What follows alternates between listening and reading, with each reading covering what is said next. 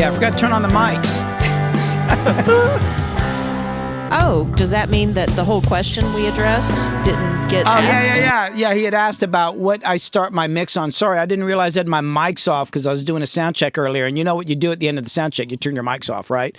The question was, what do I start my mixing, like what instrument am I building my mix around? And the answer was, I'm mixing it around drums because whether you're doing pop, rap, rock, country, this music, like our music, is so rhythm based, and so I'm gonna start with drums and bass because so much of our music, especially today, the low end and the drums and all that, are really important. I'm gonna keep coming back, turning on vocals and other instruments. I've got the vocals off right now because I want to work on the music, but yeah, basically it's drums, and then once I feel good about the drums and the rhythm, and I'm gonna really focus on the vocals. But there's gonna be a lot of like back and forth between the vocals and the drums and the low end, and then everything else kind of fits in there. I know guitar players are going to want to say turn up the guitars, but sorry guys, it's going to be more about the vocals and the drums because at the end of the day, people want to tap their foot and sing along. It's kind of what it's about. Yeah, now I can turn it down because once I have a good sound, I just feel like I can. If you nail your sound, you can turn it down in the mix. If you find yourself having to turn up a sound, there's probably something wrong with the sound. Now, this song here, and Darren, this is one of these things we were talking about this earlier. On this song, every section of the song is a little different, so it's almost going to be like I'm mixing 4 different songs. Like this whole bridge is going to have its own sound. It's like it's got its own pad. It's like this section here.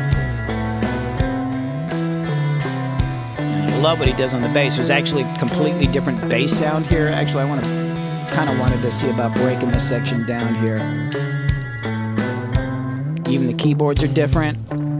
Or are they? No, it's the same part. She just goes up to another range. I believe that bass part's the first thing that came in this section. Yeah. Yeah, that was the beginning of that. Yeah, it's a nice... I might put some more effects on that. I'm not sure what it's going to be yet because right now I've got this verb instrument. I've got this crazy long... What happens if I do the verb reverb? It's probably going to be too big. Let's find out. I can put a little bit of that on there. Oh, yeah.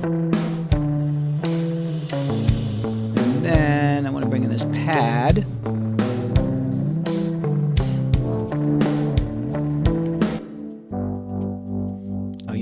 That's got too much. Oh, hello.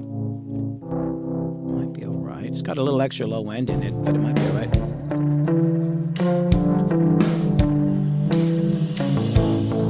What are you sending that through? I've got a little compression on it. It's got that vibrato thing on it, but I felt like it was maybe a little bit much, like I was losing it, so I'm just hitting it a teeny bit. This is actually a fairly mellow compressor here. It looks like I'm hitting it hard, but it's not as hard as you would think. Which company makes that one? That's a CLA. That's a Waves plugin, but it's Chris Lord Algae. So this is one of his. I love his plugins. I usually use this one for guitars, but I think it sounds pretty good on the keyboards here. Ansley Stewart on the keyboards. Yes. She went to her chiropractor because now she plays keyboards. What? I'm not sure what that means. But I feel like there's something in there. What's going on with the guitars? Hold on, let me hear something.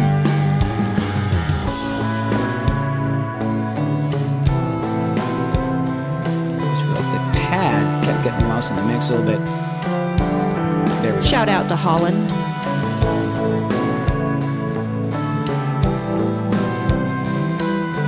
Who?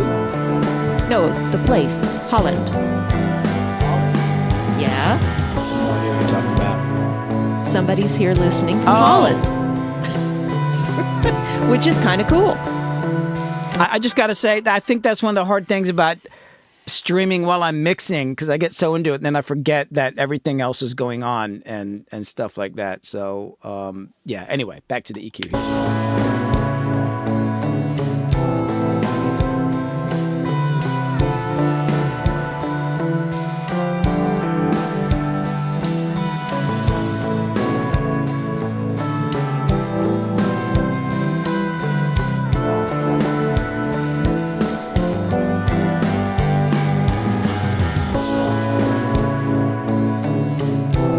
Hey, Jimmy, what's up? Tried to call you earlier.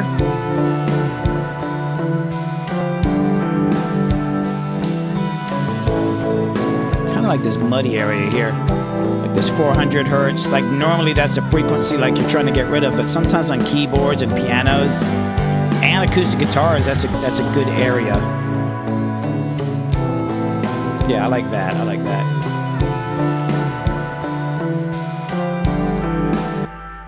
What's this doing?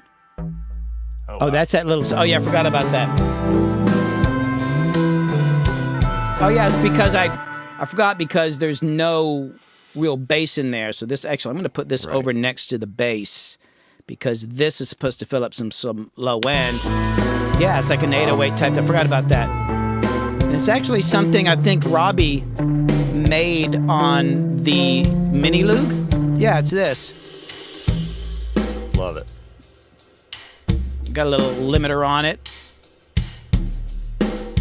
It's just the right length. Stays out of the way. It is bass.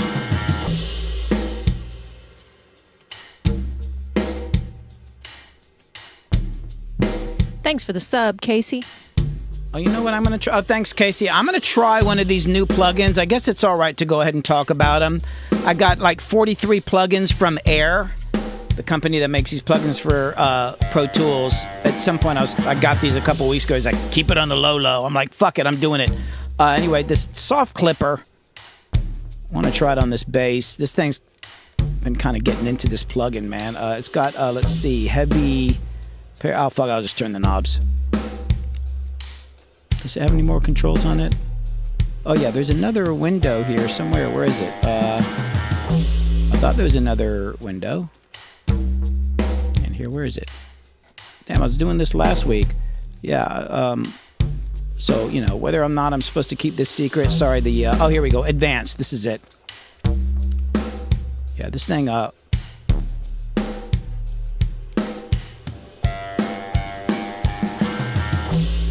I don't know what these different knobs here, the button tan, sine, parabolic, but I just click them. Does that say tan, T-A-N-H? Is that... Yeah. Tan. What country does this come from? This comes from, I think it's American. Good people from America? Good Americans. Ooh. I'm gonna use this parabolic. It's just kind of, I guess it's kind of like, it's like a limiter in a way. Oh, yeah, I like that. So we're going to do a little, so I'm doing like 5 dB of clipping on here. Oh, I like that. So that is the Air Clipper, now in use. It has been deployed. Now back to the bass. You don't really hear it in the small speakers so much, but for the big speakers, like...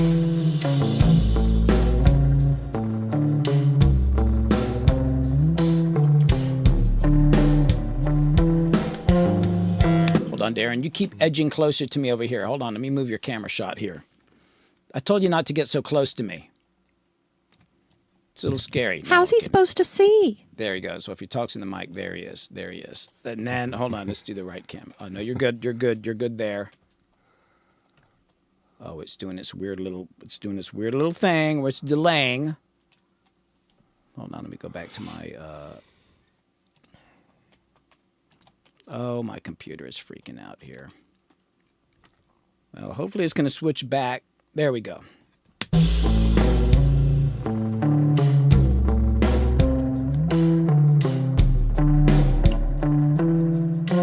Okay, so let me come back to the pad now.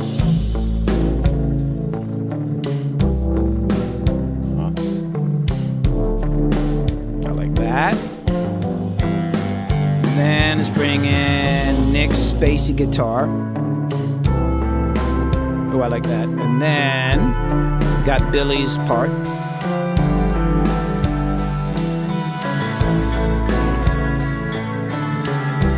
So coming out of the last section, it's like this.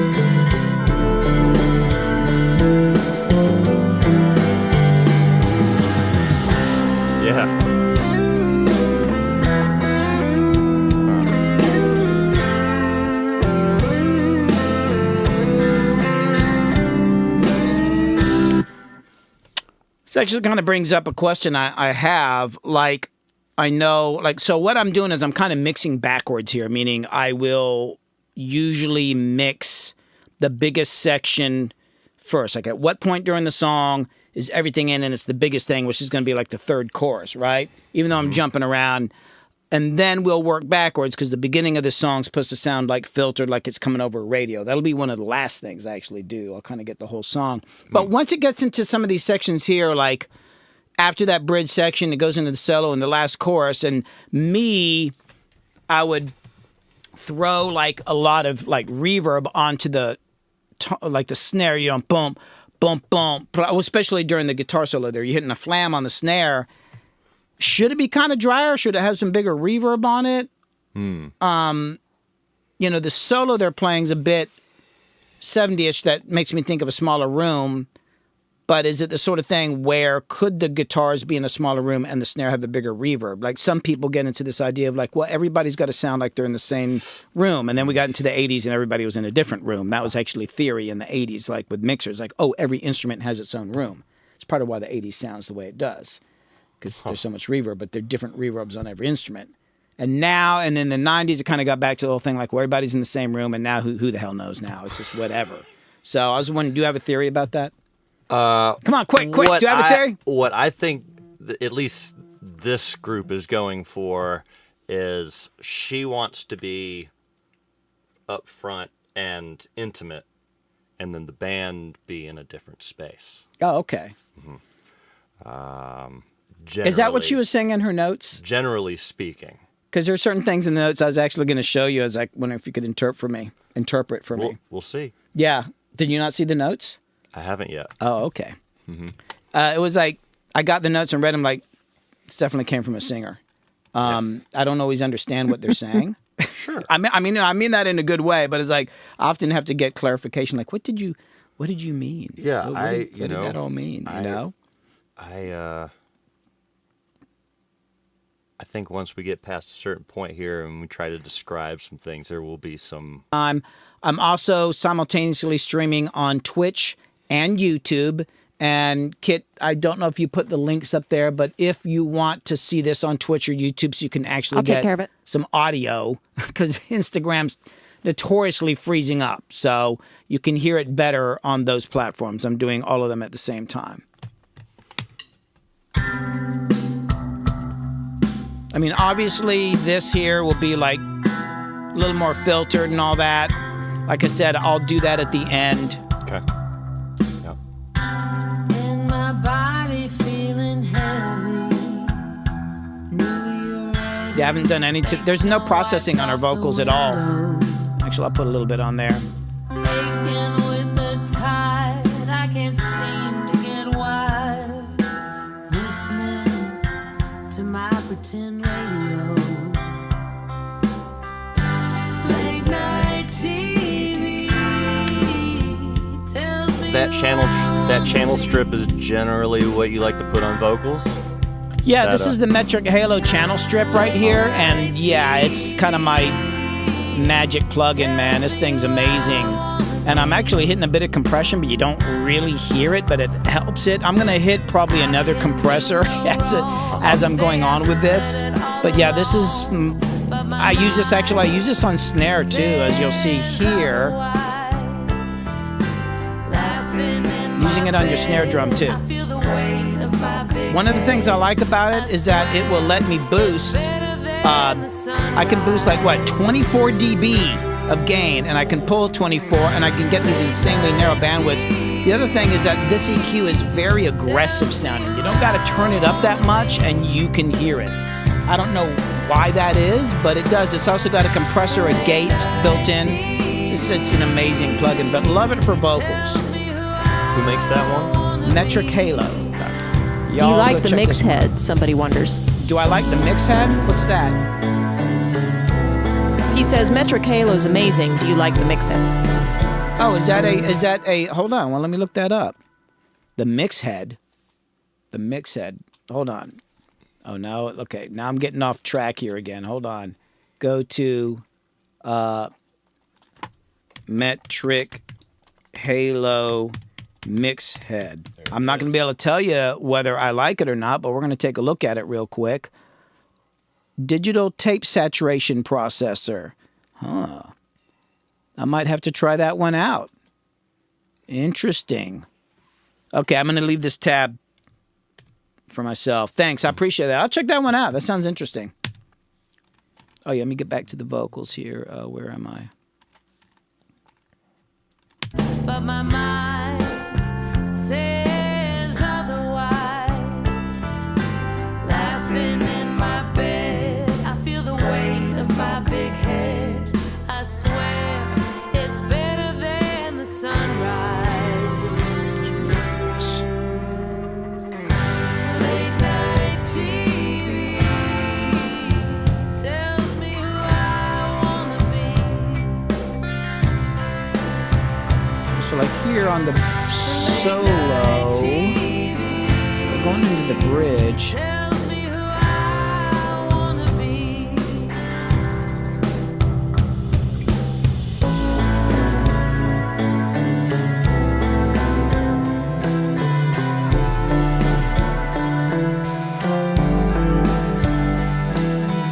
Yeah, it's in the solo. I think in the solo, I want to put a little extra reverb on that snare drum so it goes up. Might be already doing that. Let me see what I'm going to go on. Reverb 2. Oh, yeah. Just got to turn it up. Hey, Billy, you in Pro Tools or Ableton? I'm in Pro Tools right now.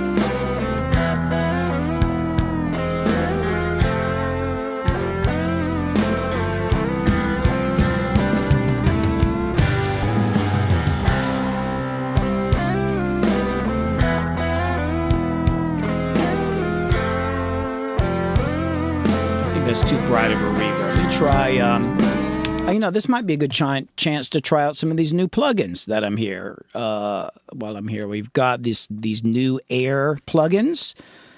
Let's see, there was a couple of reverbs in here. There's like this non-linear reverb, but that's probably not what I want. I probably want, is this the new one? Hold on. Oh, hold on. Oh, I got to activate. That's how new this is. Yeah, they gave me 43 of these dang plugins. Let's see what this sounds like. Turn off the guitars for a second. Let's see what they got in here. Hall. That's pretty cool. That's Concert Hall. Stone Walls.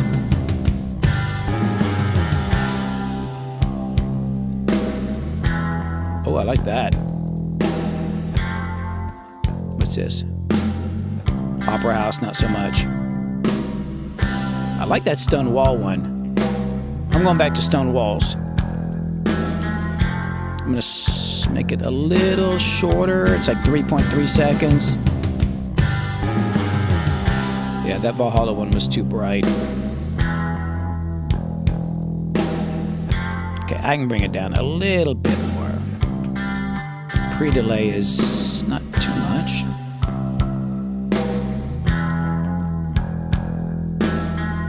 Okay, I like that there.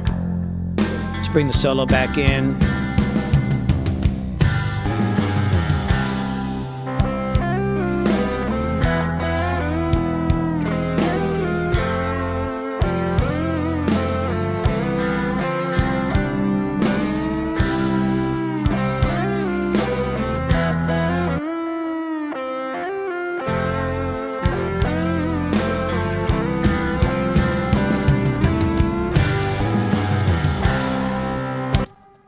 I like that. And then I'm just, of course, as usual, jumping around in different directions. But I feel like this, I want to do something with this tambourine. I might run this tambourine into that reverb too. Late night TV.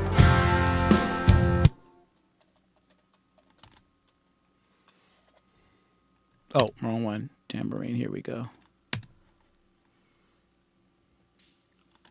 Tambourine, I want to get some more back end out of. I'm going to hit it in this limiter. Come on. Come on. Don't be afraid. Am I on here? Oh, pfft. Hold on. Wrong plugin. Yeah. What the? You know, some people, they know what they're doing. Some people. A lot going on. Yeah. There we go. I'm not afraid to use a limiter. All right, so let's do that. Now,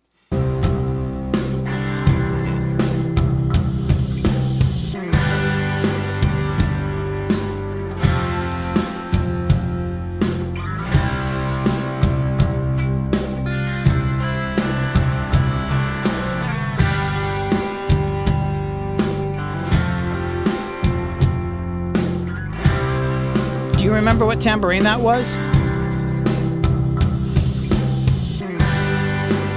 Have a tambourine with a nice head on it. Oh, it might have been, yeah. I think it's one that lives here. Oh, yeah. Yeah, one of my many tambourines. It might have been the one with the head. Paul or Tom or I can't remember whose name.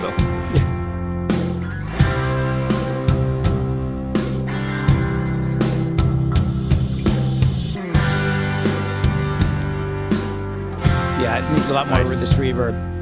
Oh, hold on.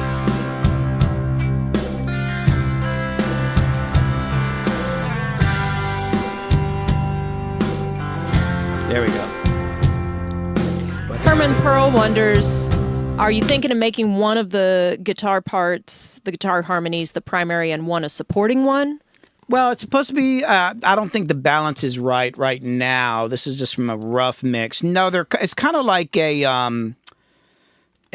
dual, where is it? Oh yeah, it's here. It's like I guess they're both together. They're not, I don't think one's a primary, but I don't think I have the balance right. I also feel like his guitar sounds a little dry to me, like Nick's guitar, like.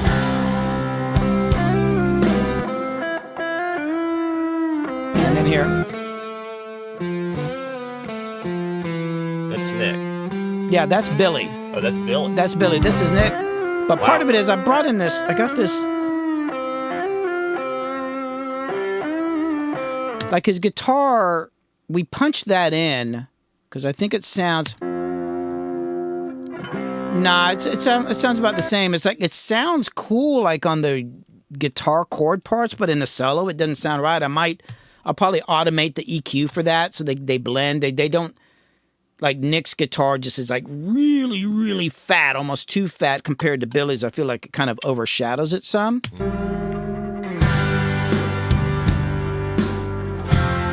Although I think Nick could still use a little something in there.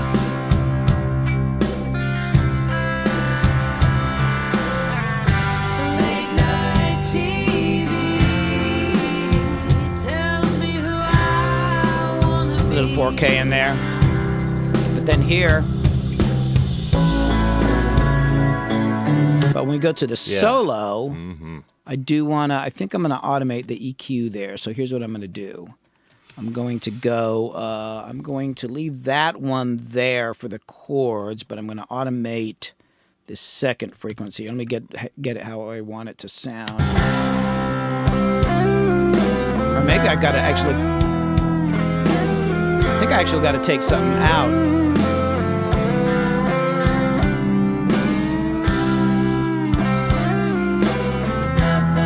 Like that. Like so much of this guitar tone is like this lower mid-range frequency. It's a big part of his tone on the chords, but for the solo, if I take it away,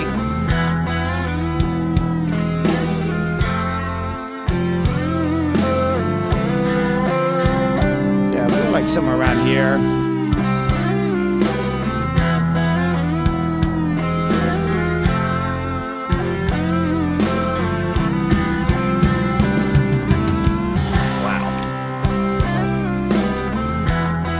Oh, dude, I'll have so much automation on a mix by the time it's done. Like, I'm changing EQs of guitars and shit depending on where it's at in the song.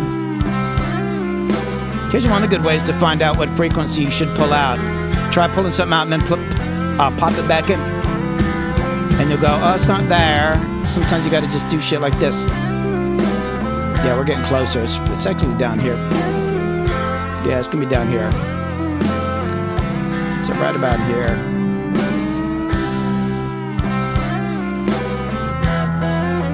Yeah, I just want to pull that out a little bit.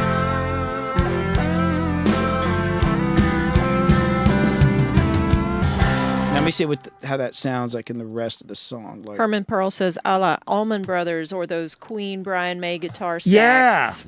yeah, that's a good comparison. Appreciate that. Those guys have heard of all those people. Both of the guys playing guitar on this track have heard of all those people. Yeah. And so, Darren, why don't you explain to everybody who the band is, what is going on here? Yeah. Tell us about this a little bit. So it's a pretty new band within the last 2 years or so, and fronted by Ansley Stewart, who is an amazing singer here in Atlanta, backed up by a bunch of her favorite buds and myself, who her and I are together and making music at the same time. So that's been an amazing thing. Yeah, this song was actually written January 1 of this year after a New Year's Eve gig we had, and she had wrecked her voice. She was in bad shape, and this song came out, and she started the process on it, and then we came up here and recorded it with you. Now, correct me if I'm wrong, but one of the things that I think I understand from this band is that all of the musicians, all of y'all have been, I mean, y'all have played with some people. Y'all are not just some, it's gone to the point when I mention your name, people Darren Stanley? It's gotten like that. And so all of y'all have played with some huge names. Is this the first time that y'all have actually had a band? Because I've worked with Robbie, the bass player, on a million things. I've hired him, but this is y'all's band. Yeah. Is that the difference here? Yes. I've been in some different outfits that, you try to start something and eventually it fizzles out. This one feels like it's workable because we've all been musicians that have been playing, and it's our primary source of getting by in life. But it's backing up other artists for the most part, not necessarily yes. Hey, I'm a founding member of this band, they're hiring you for a tour or for a record or something like that. This is a pretty rare thing to have happened, and when it happens, you better keep showing up. Yeah, it's a different mindset too.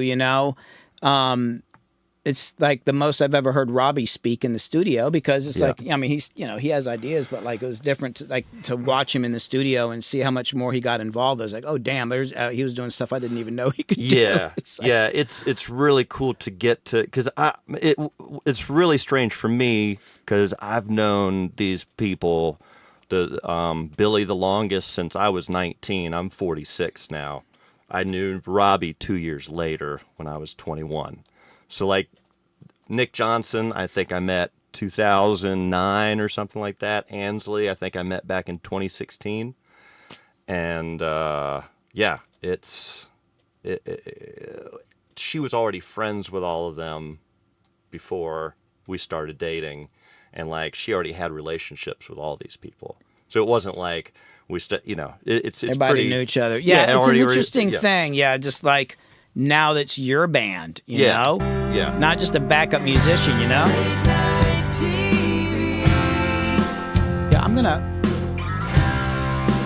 I'm gonna leave in that lower mid-range there, but on the solo, so here's what I'm gonna do. I'm going to automate. Are we getting, my Stream Deck here is always lagging when I'm live streaming. I'm not sure what's up with that. Maybe because I'm streaming on 3 platforms at the same time. There we go. So here's what I'm going to do.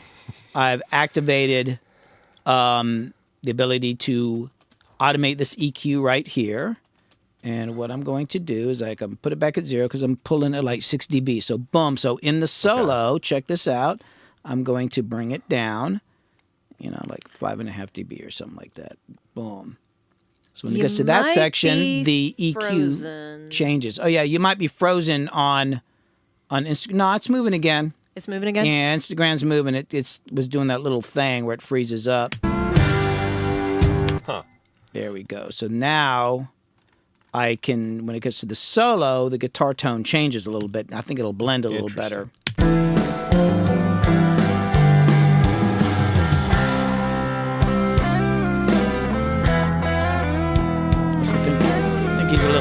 there too.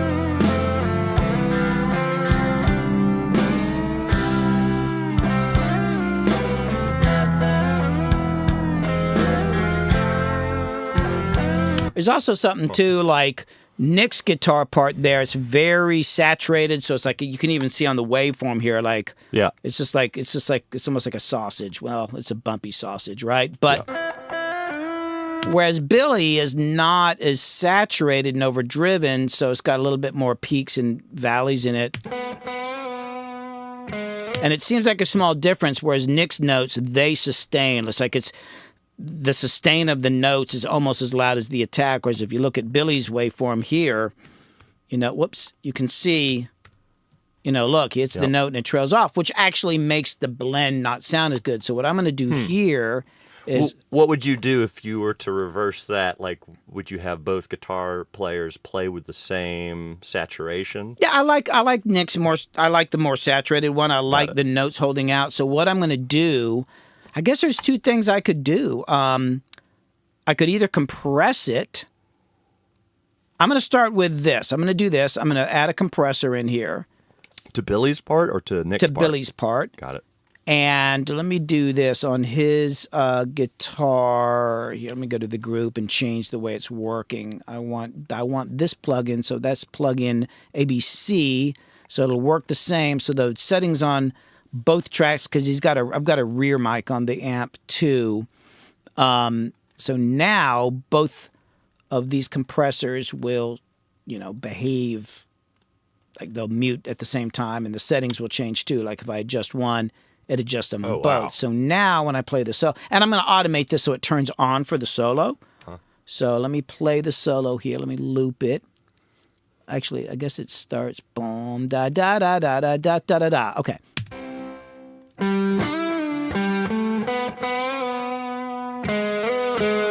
Whoops, wrong one. I need gain reduction. Harmony. So now, we get him. He's a wild one, that guy. So now that'll help some. Got to make it sustain a little bit more. Oh, yeah. Now, I think that it still makes Nick still sounds loud to me just because he sustains across everything. So what I would do is I would I'm going to automate, enable the bypass, right? Then I'm going to go here on this track, and I'm going to go ahead and bypass it. So now that plugin is off, it's set for the solo. So I'm going to go bump here, and I hope there's a good spot here where I can turn it off without, I think that'll be fine. So boom. So now the plugin is on during the solo and off there. Let's see if we can notice any difference. So here they come on now. Got to bring up the gain a little bit.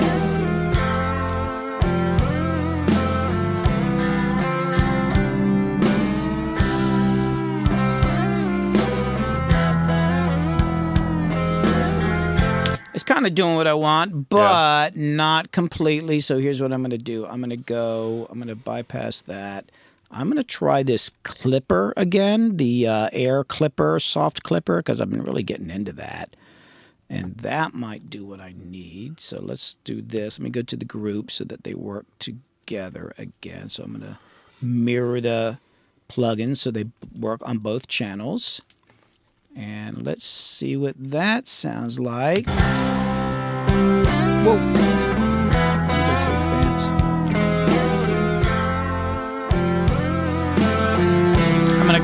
I'm gonna overdo it here a little bit for a second.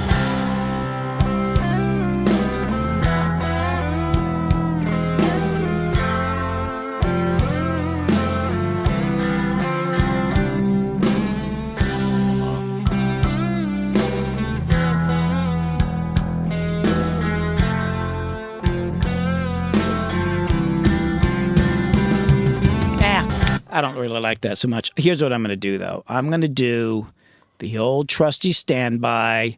It's the standard Pro Tools lo-fi plugin. Yes. And it's kind of funny because I don't even think this plugin necessarily makes anything sound lo-fi, but I like this distortion knob on here. I just barely, this sucker always kind of does what I want. To me, it sounds more like a tape saturation emulator than most tape saturation emulator plugins.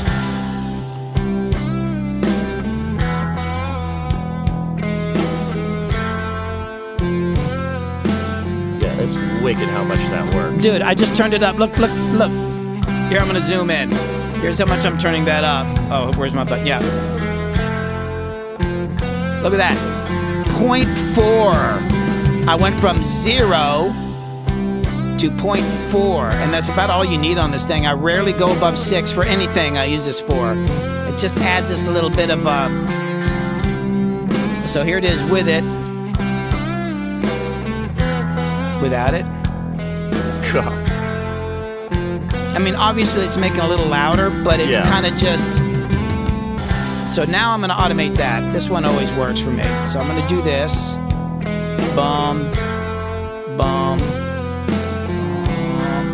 So I'm going to bypass them and then just turn them on for the solo, because I think that's what I need to do. That is what's going to happen. So, and then it'll turn off for the chorus, because I like the way it sounds on the rest of the song. I just want it to... Yeah, here we go.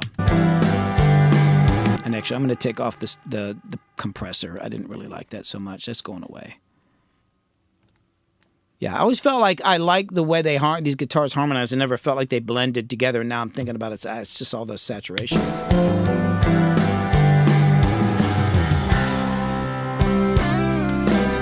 Now I can turn him down.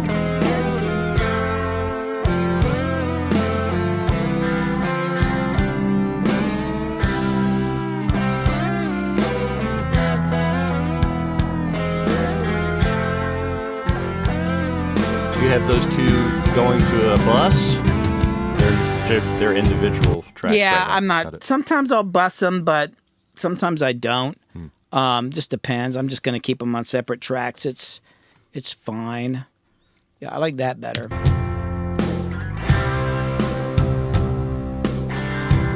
Oh, and I was going to say, I am mixing here, but if anybody's got any questions about mixing, production, anything,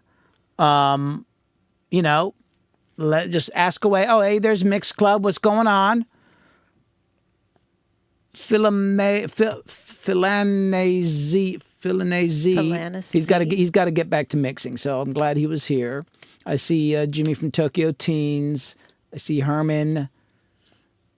We got Casey and Mirko. Roxy Mo. Yeah, these are great guitar tones. And both these guys have got great guitars, good vintage amps, and all that kind of stuff. I really like these tones. It ain't no plugins. This is all real stuff, by the way. This is all like real musicians playing all of this. Everything was tracked live except for she might have done some scratch vocals, maybe. Yeah, maybe so. Yeah, but the band's, it's all live, and I think we did a couple punch-ins, and that was it. And then she went and did vocals, and that was it. Because why? Because they're great musicians. One of the guitar players is really a bass player first. One of my favorite bass players to play with.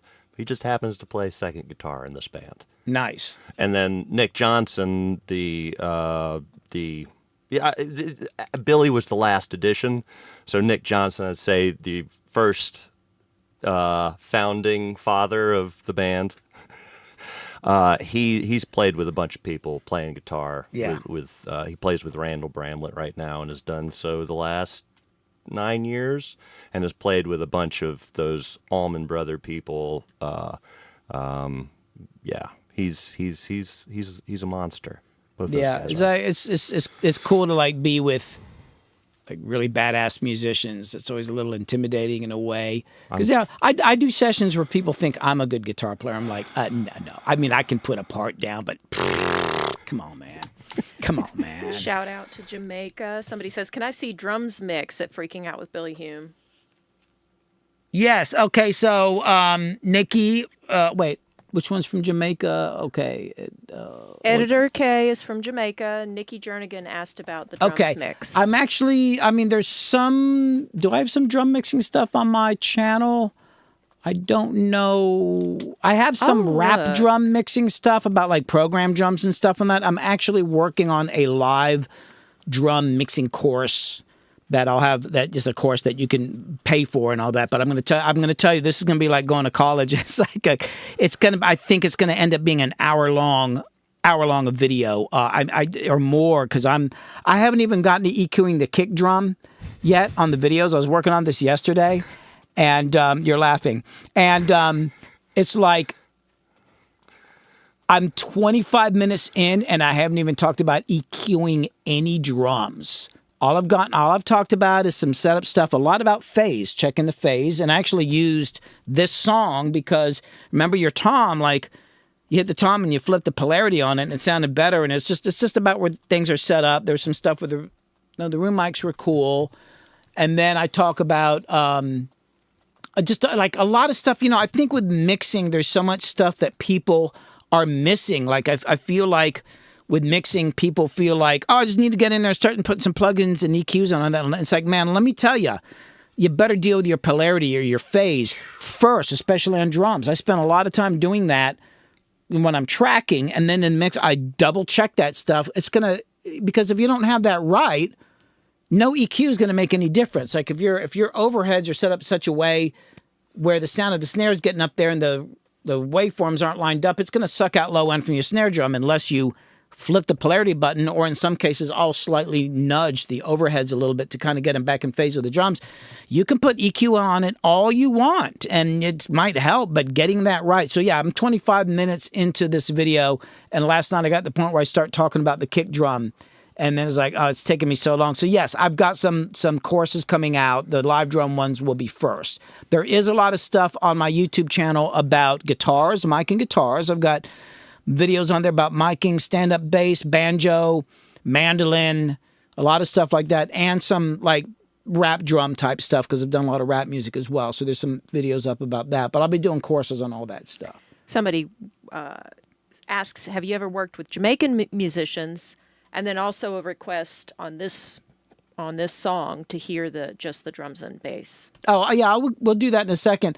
Yes, I've done some, reggae and stuff. Nobody famous, just some bands around town. I had a band back in the 80s called, and probably into the 90s, called Tin Jaw Joe, and we were like a pop group, but we kind of did our own little white boy reggae thing in there. I love reggae music. And it's funny, the interesting thing about a lot of these classic reggae records, if you actually go to the studio in Jamaica where they recorded it, was very, very primitive. Everybody thought these guys are genius with this tone. It's like, oh no, I mean, they just had like 3 mics or something like that. It was like a handful of mics. This was, a lot of it is like, that's what they had. Yeah. And they did what they could with those mics. That's why a lot of older records, like, they sound the way they did is because they didn't have much gear, so they just, made sure that they pointed them the right way, and then like, okay, now everybody's got to play well.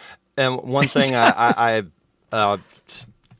to be around, I've never playing reggae music. I was around some great reggae musicians and hearing those drums and how they tuned them and all that. It's like, oh, it starts with the instrument, first, and then it's all that stuff through the. Yeah, there's, and I was thinking about this when I was working on my chorus, like, these fundamental things, people are always trying to skip a lot of it, and it makes me think of back when I was younger. I had a remodeling business. I painted houses, and I'd redo somebody's basement. I had to do something to make money, and I'm good with woodwork. Like, I built all of this in here. Whether you're building a deck or pouring a foundation or hanging wallpaper or whatever, there's all this prep work that goes into the job, things that need to happen before you start pouring any cement, hanging wallpaper, painting, nailing any wood. There's all this prep work that needs to happen first, and then you can do all that other stuff. And it's the same with mixing. It's the same with recording. It's a lot of other things. It's like, I remember somebody asking me, like, how do you get your guitar tones? Your guitar tones are great. I'm like, I tune the guitar. Because that will actually change like, if you're a little out of tune, it will definitely muddies the clarity of what you're trying to say. Yeah, like right? tune that. Tuning the drums too. I used to tune my toms to the key of the song back in the day. I don't do that so much anymore, but I will listen to the snare and kind of bring that stuff up and down.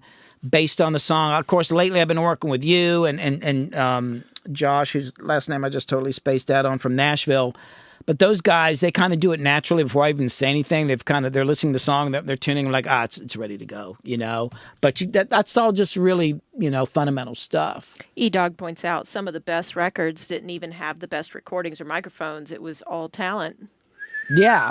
I keep saying I'm going to do this video where I record everything with crappy microphones. And I know I keep saying I'm going to have you come in. We're going to have you come in. You're going to play a little kid's drum set. Yes. And I'm going to play like a broken guitar. And we're only going to use like either only 57s or maybe I just use like these. Oh, I've got all these like little crappy microphones or like cassette deck microphones from the 70s. I think we're just going to do a whole song and only use the most basic equipment and like maybe have the singer sing through a tin can or something. I don't know, something like that.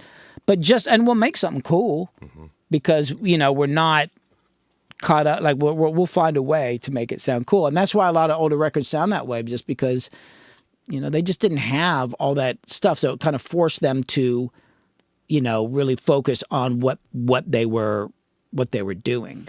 Does it make a huge difference if the drums are out of key? Are there any songs off the top of your head that were hit songs and the drums weren't tuned? Well, I don't know about particular ones, but because of what I do for a living, I'm always getting these like samples from people. So I got these, I don't even want to say who the producer is. It's a very famous rock producer, right? And there's a snare sample. It's like he used this on all these songs. And it's like, if you actually listen to the snare sample, it sounds way out of tune. You hear this like, wah, wah, wah, wah, and it sounds like the bottom head's out of tune.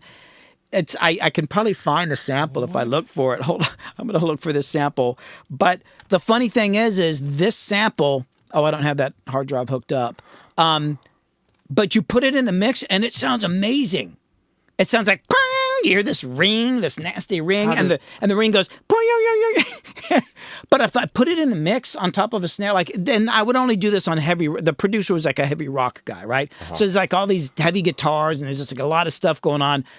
You put that sample on the snare drum, and that snare drum pops through that fucking mix, and it's okay. Hold on, you're looking at me weird. No, I believe you, because it's just that one sliver of EQ. I'm gonna hook up this other hard drive. Somebody say something entertaining while I'm hooking up this hard drive. Something entertaining. Something entertaining, yeah, right?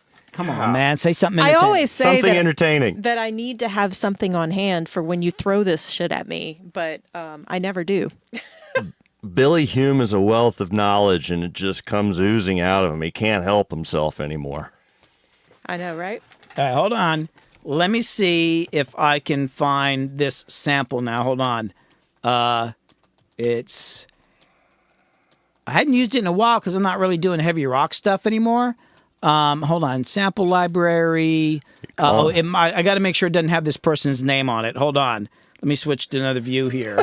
Because I don't know if I'm supposed to have this sample or not. Where is it? Hold on, I'm looking for it. I got to make sure I don't get anybody in trouble.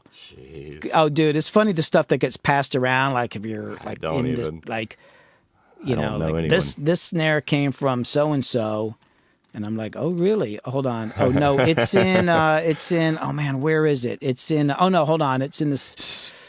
So you mesh it with another snare drum? Oh yeah, I rarely replace anything. I usually blend. Hold on, it's in here. Okay, now I can switch screens. So hold on, let me bring up this app here. Let's see, what is the name of this snare drum? It's oh my god. Oh wait. E-Dog points out the folder is still able to be seen. No, you can see the folder now. It doesn't matter. The names are gone, but now I got to switch views. Hold on, I'm moving it out of the way. Knows who it is. Oh, artist. Oh, hold on, I'm going to find it here. Sorry, I know this is taking a while, but Everybody knows now. No, you can't see the folder now. Hold on, snares. Where is it? Oh, I know what to look for. Hold on, I just figured out where it is. Hold on. I got to do a little search. Hold on. T-Dog sample. Hold on. I'll be right back. Oh, man, I'm having a hard time finding the sample. I haven't used it in so long. You know what? I think it's down here. I think it's, no, that's Buck Cherry. Oops. Where, hold on, man. I got to find this. It's I can't say it. Because I was doing a lot of heavy rock for a while, and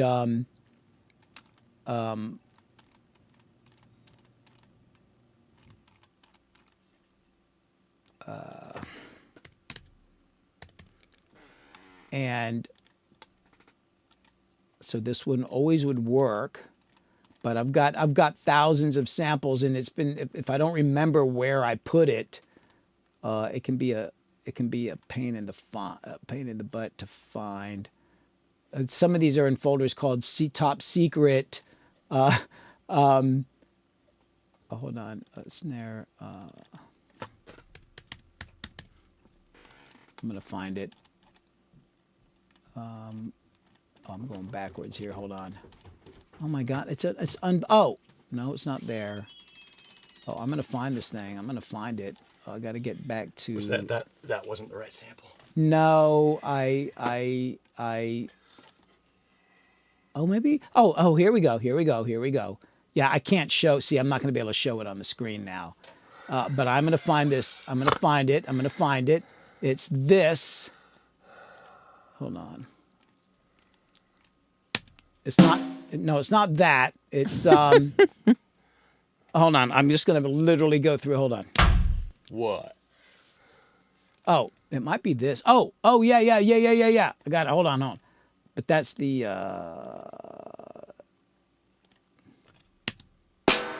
Oh, that's awful.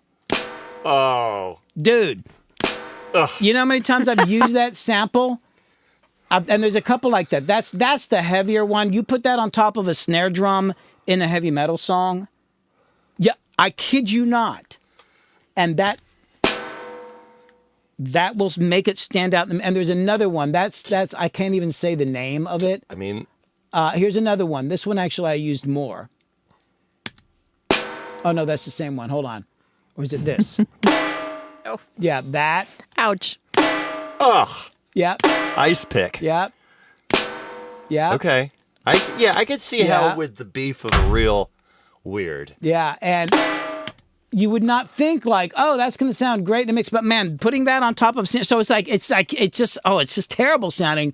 And I remember thinking like, what in the hell? So is that the sample of a real snare drum and somebody just EQ'd those certain ones? I think it is a snare drum. Yeah. I think it is an actual real snare drum. Somebody says sounds like a rim shot from a reggae snare. Yeah, isn't it kind of crazy? This is these are from the same producer, so it's not like he only used those, but that sucker. Yeah. And I've used that one. Yeah, that's another one. Yeah, how it's out of tune. You hear that? Yep. That's another one I've put in there. I layer that on top of the snare, and it will, like I said, heavy metal stuff, because it's like there's so much going on in there. How do you make the snare pop through? You know. So that's one of the secret ones. But getting back to the question, like, you know, being in tune on drums isn't always the thing. And the other thing I think that happens with a lot of people with drums is they're like that when they're working on the drum sounds initially, they're just listening to the drum kit by themselves, so they over muffle everything. And it's like, no, I want a lot of ring in the drums because you're going to need it by the time you get into the mix. Right. Like now, this song's a little different. We did muffle your drums a little bit because it's a different kind of song, but I think I did actually have you take some muffling off. Yeah. These are probably the most muffled drums. And actually, somebody was asking to hear the drums by themselves, so let me stop talking, play the drums. But these are probably the most muffled drums I've done in a long time. And I still had you open them up. Let me go back and let's see. They are birch. Let me go like maybe here. Oh boy, hold on. Oh my God, hold on. I gotta restart Pro Tools because it's doing this stupid thing. Hold on. Oh, you guys couldn't see it anyway. I don't know what all that's about, man. It's like my Pro Tools, it'll go for weeks, and then for some reason 3 times a day it goes, oh, memory's acting weird and whatever, and I gotta restart it. It's something about this M2 computer. Do I dare ask, what if trying one of those samples on that instrumental bridge Is that a pain in the butt because it's not on a grid? No. Really? I've got this thing. It just It's sample. a plugin. Okay. I use this thing called Trigger by Slate. Oh, dude, it's like it's for, you know, quote unquote sample replacement. Like I said, I just blend. Wow. Oh, hold on, I got to switch screens here. Hold on. 1 second, guys.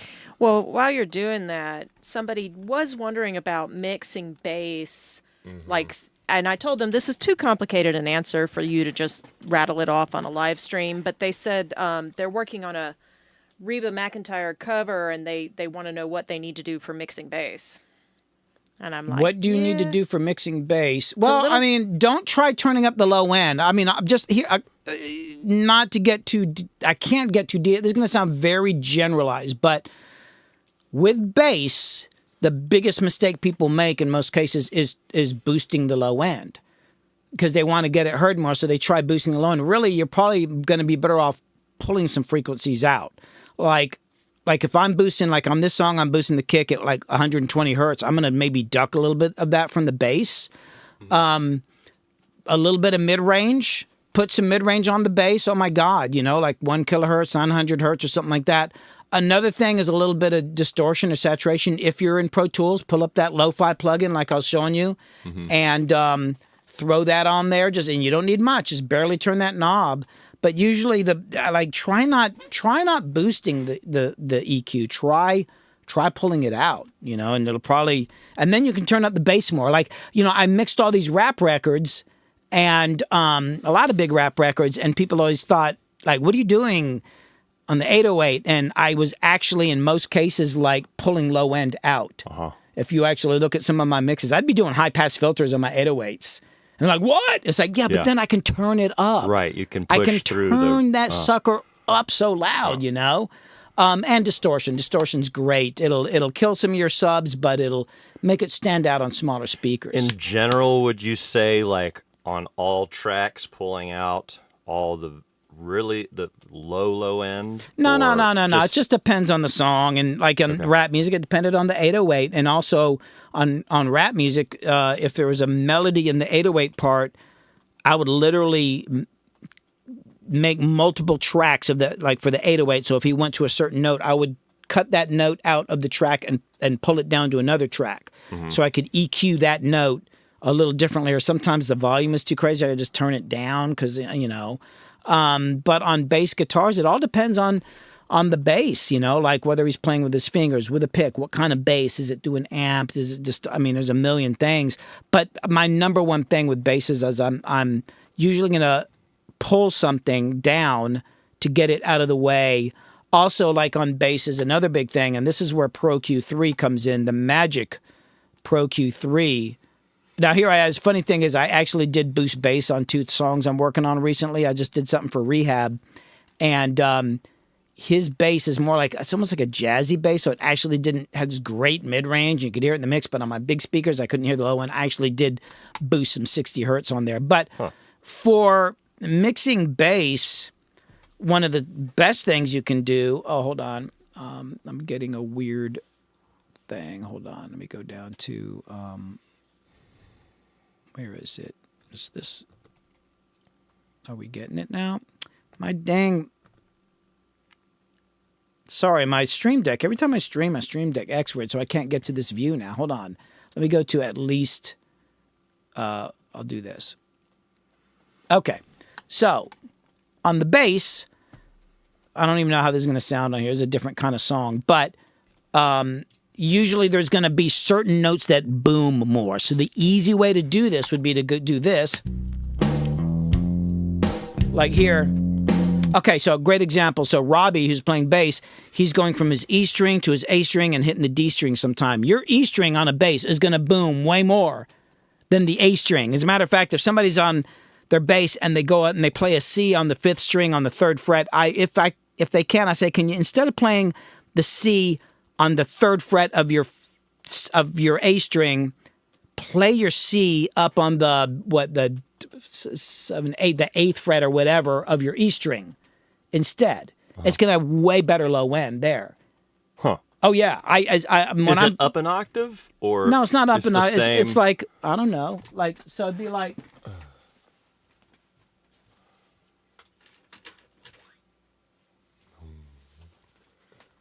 I mean, I don't have this hooked up right now, but oh, are we not switching again here? Hold on, I have to do it on here because my dang front. Okay, so if you're playing here, and like I don't have it hooked up, I'm just going to show you. If he's going to play this note here, playing a C here, if he plays it here instead, up on this, which is what the 8th fret. Trust me, it's going to have way more low end than playing that C here. Now, this might have a better mid-range. Yeah. But I try to stay on the one string. As a matter of fact, when I'm playing bass, I could probably play most of my bass parts on a one-string bass because I'm just doing caveman bass, doing this stuff. But I try to stay, even if I'm up here, sometimes I'll be up on the 12th fret or up here because it's just a better low end. That makes sense. But most bass players aren't doing that. So... getting back to here. So if he's moving around on different strings, you're going to get a lot of boom from that E string, but not so much on the other one. So if you listen to this part here, watch, you can even see it on this EQ here. Hold on. Let me go back to here. I got to do it up here. Hold on. Okay. I just don't know where the, this other. Yeah. Bussy says, if they want more presence on the bass, can they decrease 200 hertz? I mean, yeah, maybe, depending on the song, But anyway, check this out. You'll hear the bass. You can tell when he's playing the low, the E, and then going to other notes. So let me go back like this. So check this out.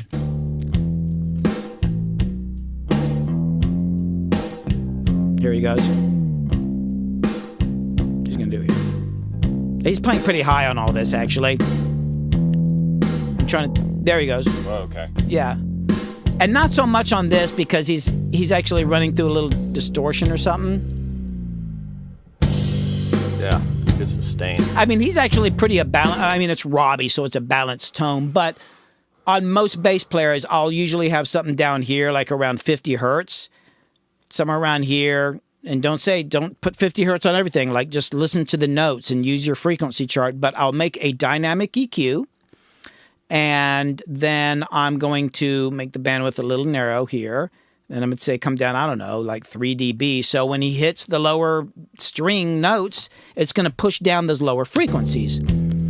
Like I said, this is not the... Hold on. Where does he play low in this song?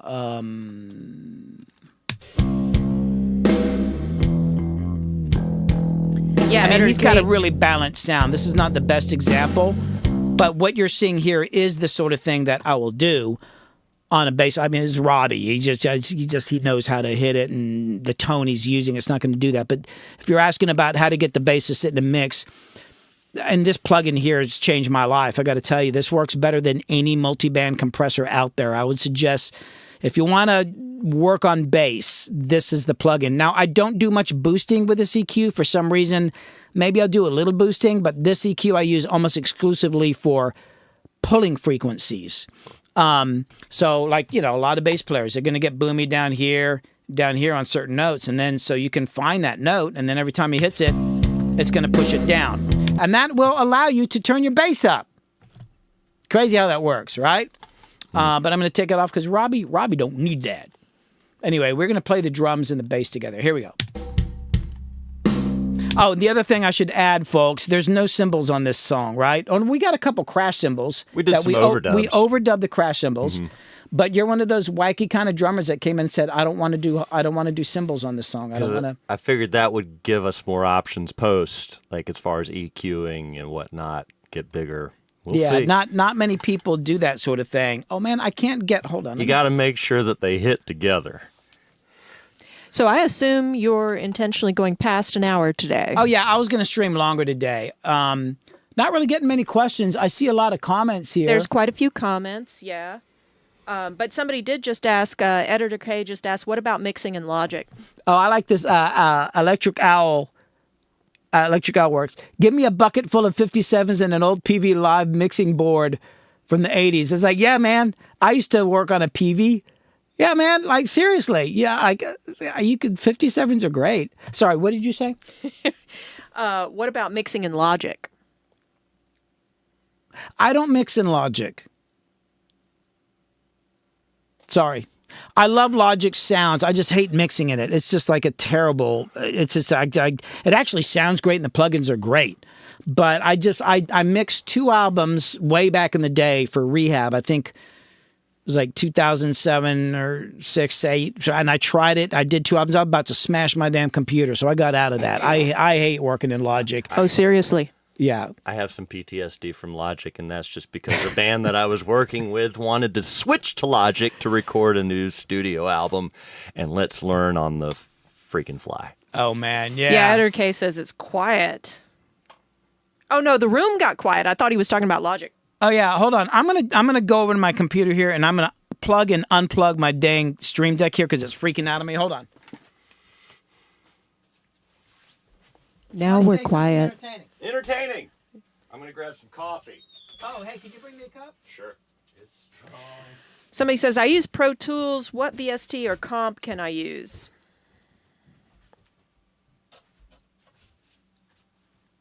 All right, let's see.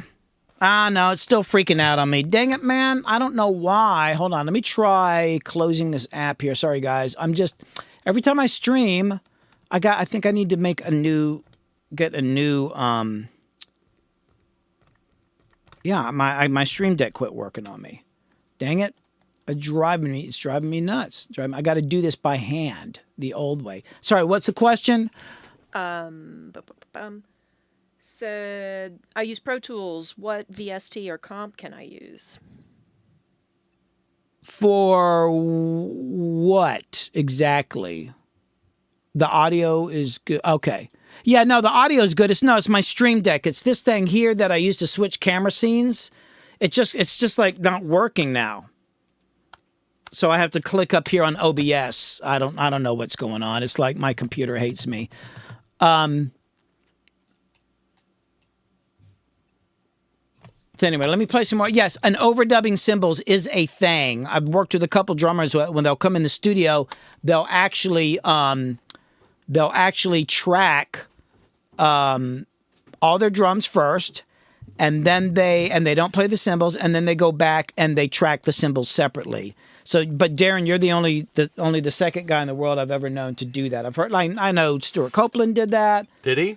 Yeah. With the Police album? Yeah. I don't know all the songs, but some songs he would track the cymbals separately. Yeah, just experimenting with it. Sorry, this is bad coffee. Just experimenting with it, and in my own studio, and just being able to EQ those cymbals independently, and especially somebody who doesn't quite know what they're doing when trying to like mix an entire drum set and like, ooh, I want to get this certain sound.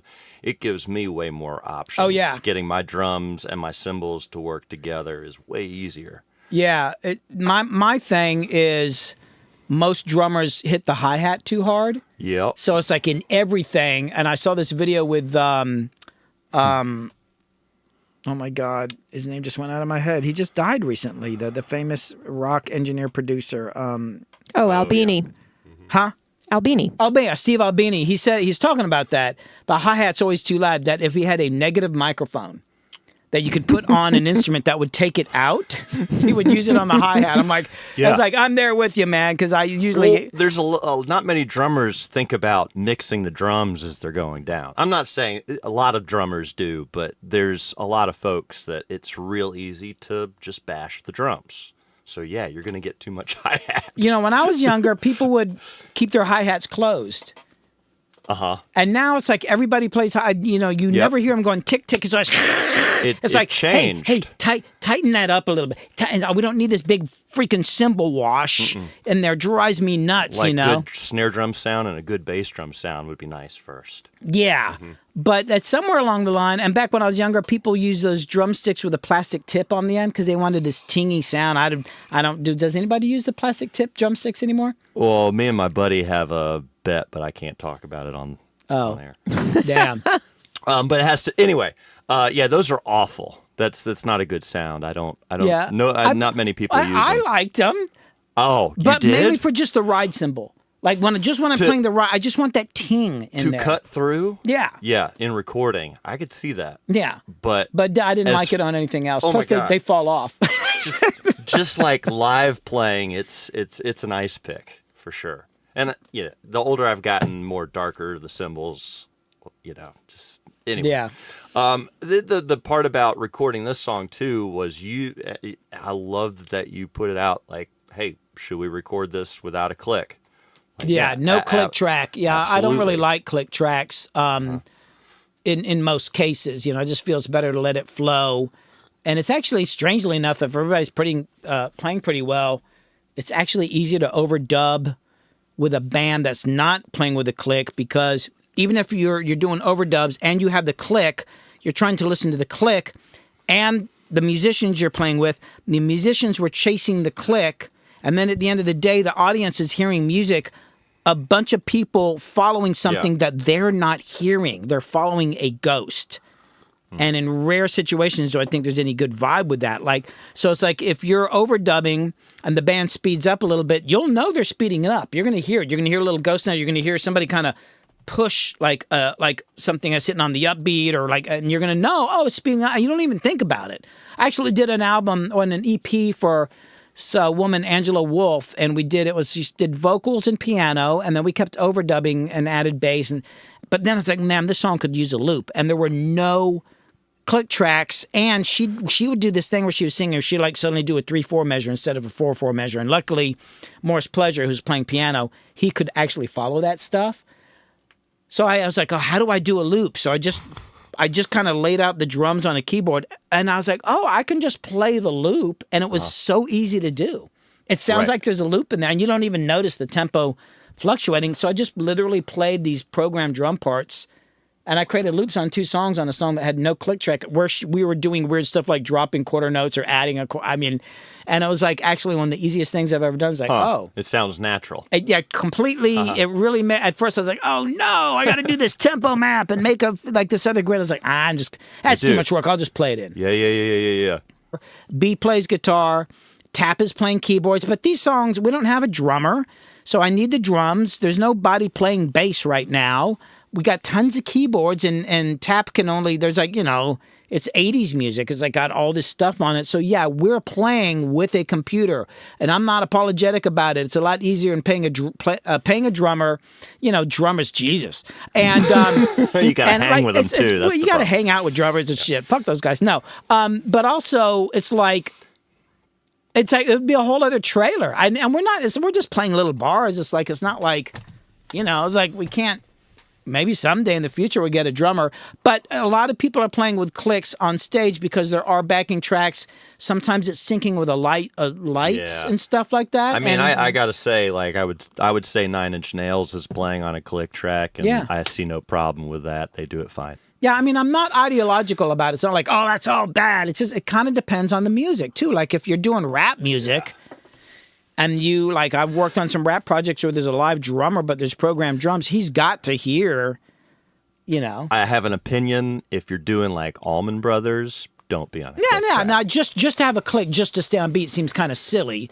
If the thing is, if you're good enough to play along with a click live, you're probably good enough to not need a click. Yes. If you've got severe timing problems, it doesn't, you know what I'm saying? I think, a lot of times it is a fear factor with somebody singing vocals and we don't quite sit right in a song when we play live, and it's too fast at certain points, and so it's a control mechanism. And it makes the singer feel better about, it's going to be at this tempo every time, because it is about the vocals first.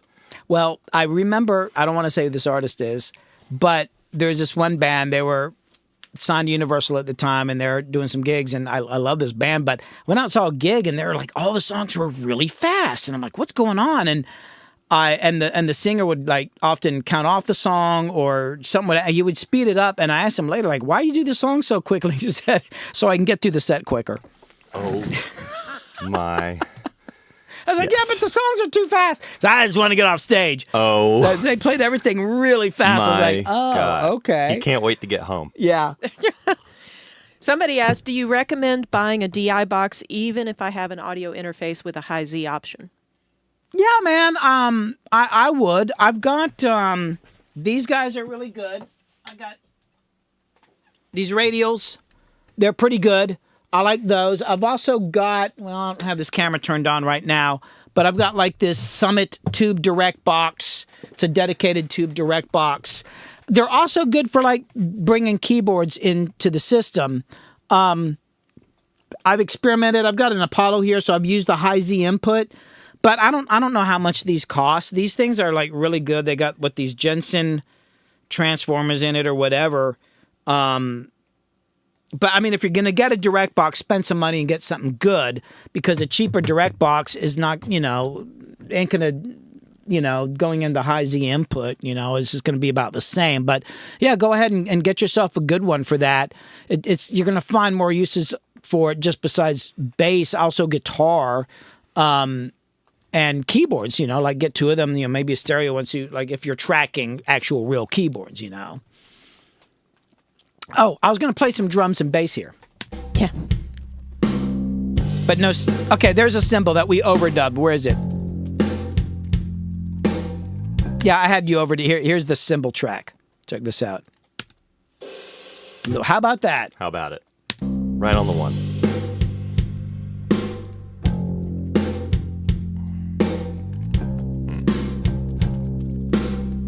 Did we use room mics on here? Yeah, no, we just used the one single. Yeah, I just did the mono overhead on your drums. And we did this. It's actually a big part of the sound. If I turn off that mono overhead, there it is without it. That's just the overhead. I'll turn off the overheads. There's kick and snare. In the toms, you're getting a little bleed. Here's the overheads. And then this mono room mic. Now I've got it gated off the snare. So when the snare hits, it's key gated off the snare. So when the snare hits, it turns it up. I've got it down 6 dB. I'll show you what I mean. So as I'm, about this stuff, right, Darren? Somewhat. Okay, so I'm learning right now. Okay, well, I'm going to show you. Check this out. So here is the drums with the room mic on all the time. Although I kind of like that kick in the room mic now. Right. That's kind of cool. Here it is without it. And then here's with it. But let's say I want that room sound mostly just on the snare drum. What I do is from my snare track right here, I've got a send, which is pre-fader. So that means that if I turn the snare up and down, the snare track, or turn it off and on, it's still sending out of this bus, right? The bus isn't going anywhere. It's not going to a reverb and anything. It just goes out, right? Goes out into the world. Wow. And then I've got a noise gate, or an expander, whatever you want to call it, a gate. I call it noise gate because that's what we used them for back in the old days. But a gate. The gate is set to sidechain. You see that little key there? I got that turned on. Uh-huh.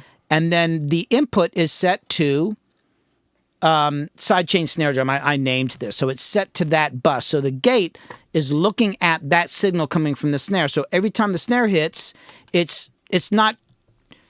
The mic is not turned off. It's just turned down. You see my range here? Hold on. Let me zoom in. So I'll show you what I mean. Let me do it this way. Here's the room mic by itself, right? Here's with the gate. That means so when the snare hits, it's opening it up, right? Mm-hmm. But I want some kick in there, so I do the range. It's still letting some of the sound through. Here it is here's no range. So I bring it down. I had it at 6 dB, somewhere around there. Oh, hold on. I'm not on the right view. Sorry, guys. Hold on. Let me do this again. All right. Let me go back because I'm an idiot. Let me show you. All right. Let me pretend that didn't happen. Okay. So I'm sending out of a send here on the snare. Are we getting the mixed view? Well, Instagram's lagging. So I'm sending out of the snare here. I call it sidechain snare drum. It's the only thing that this bus is used for, no other instruments. I've got it set to pre-fader metering. You see right here? Mm-hmm. That means if I turn off the snare drum track or change the volume, this level stays exactly the same, right? That signal is going nowhere. It just goes off, right? It's not coming in anywhere except On the room mic, I've got a gate on it. The gate is set to sidechain. You see here? Bump, bump. Here's what it's listening to. I can hit the speaker, so it's just listening to this. That's what it's listening to. So if I turn this off, and so it's listening to this channel here. I got it, the bus set to snare drum. Hold on, I got to zoom back out. Snare drum sidechain. So every time the snare hits, it turns on, it opens up the gate. But I don't want it completely gated, because then it would be like this. It'd be like this. It'd be like... It's a little weird. It's kind of cool. It makes the snare drum sound poppier. So... But I don't like that. So I just... And here it is with nothing on it. But I want the less of the kick. So I turn down the range here. 6 dB. So that means in between the snare hits, it's turning down the volume of this track in negative, 6.2 dB. You can still hear a little kick in there. I've been getting into this whole mono room mic thing lately. I really like that. I wish I could get this other damn view here. It's pissing me off. Hold on. Let me go over here. I want to see something. I got to figure out where on my OBS this thing is. Okay, so if I click here, that is looking at DAW. Oh, I think OBS is freaking out. Well, never mind then. Sorry, guys, just technical issues over here. But anyway, so that's what I'm doing with this. Just the room. So back to the bass. Oh, and somebody was asking about the bass. I will do this on bass. I'm going to use this. This is one of my favorite compressors for bass. Where is it? That. And I just barely hit it.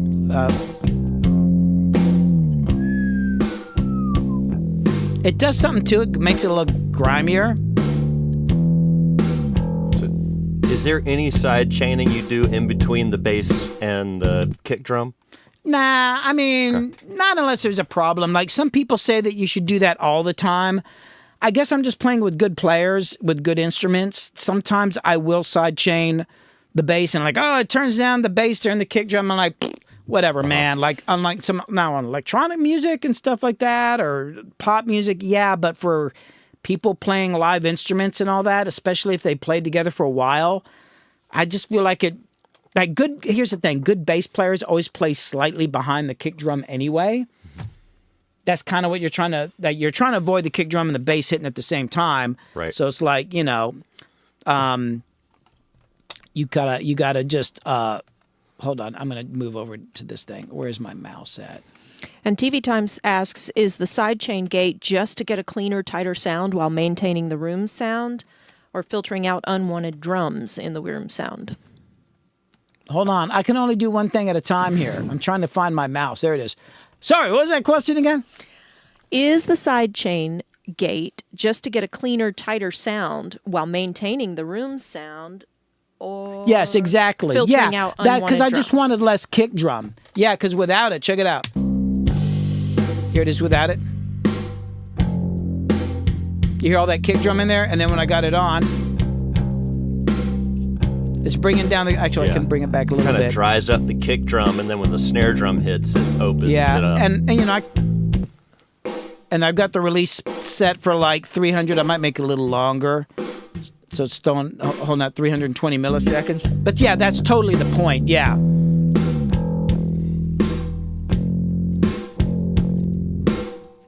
But yeah, this is the plugin I use on bass a lot. And then there's some overdubbed toms in here. Yeah, we got 2 sets of toms. So like if you listen, we've got...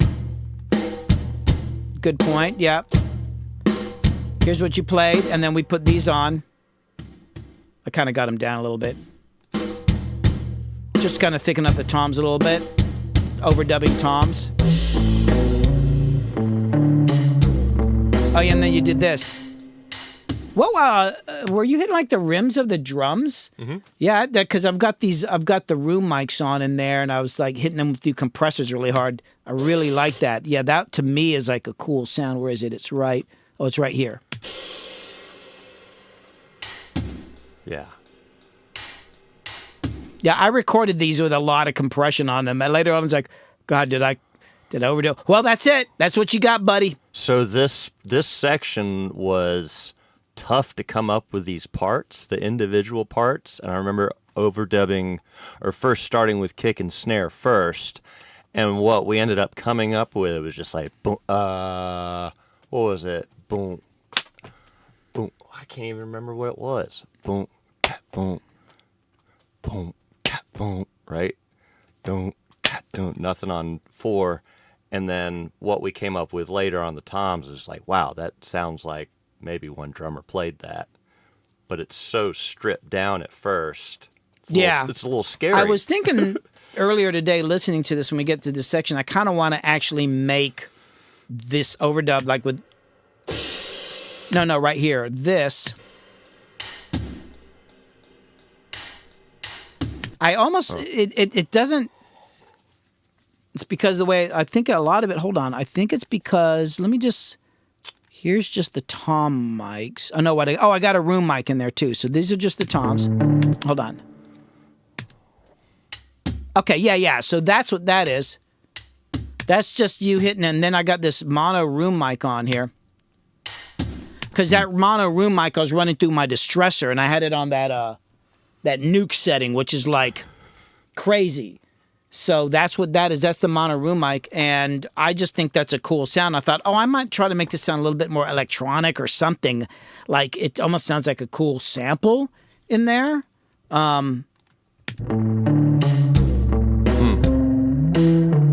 That's so cool, but that's mostly just that one room mic.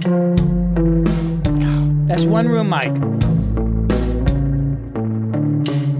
Which the weird thing is, because I think we moved the toms out.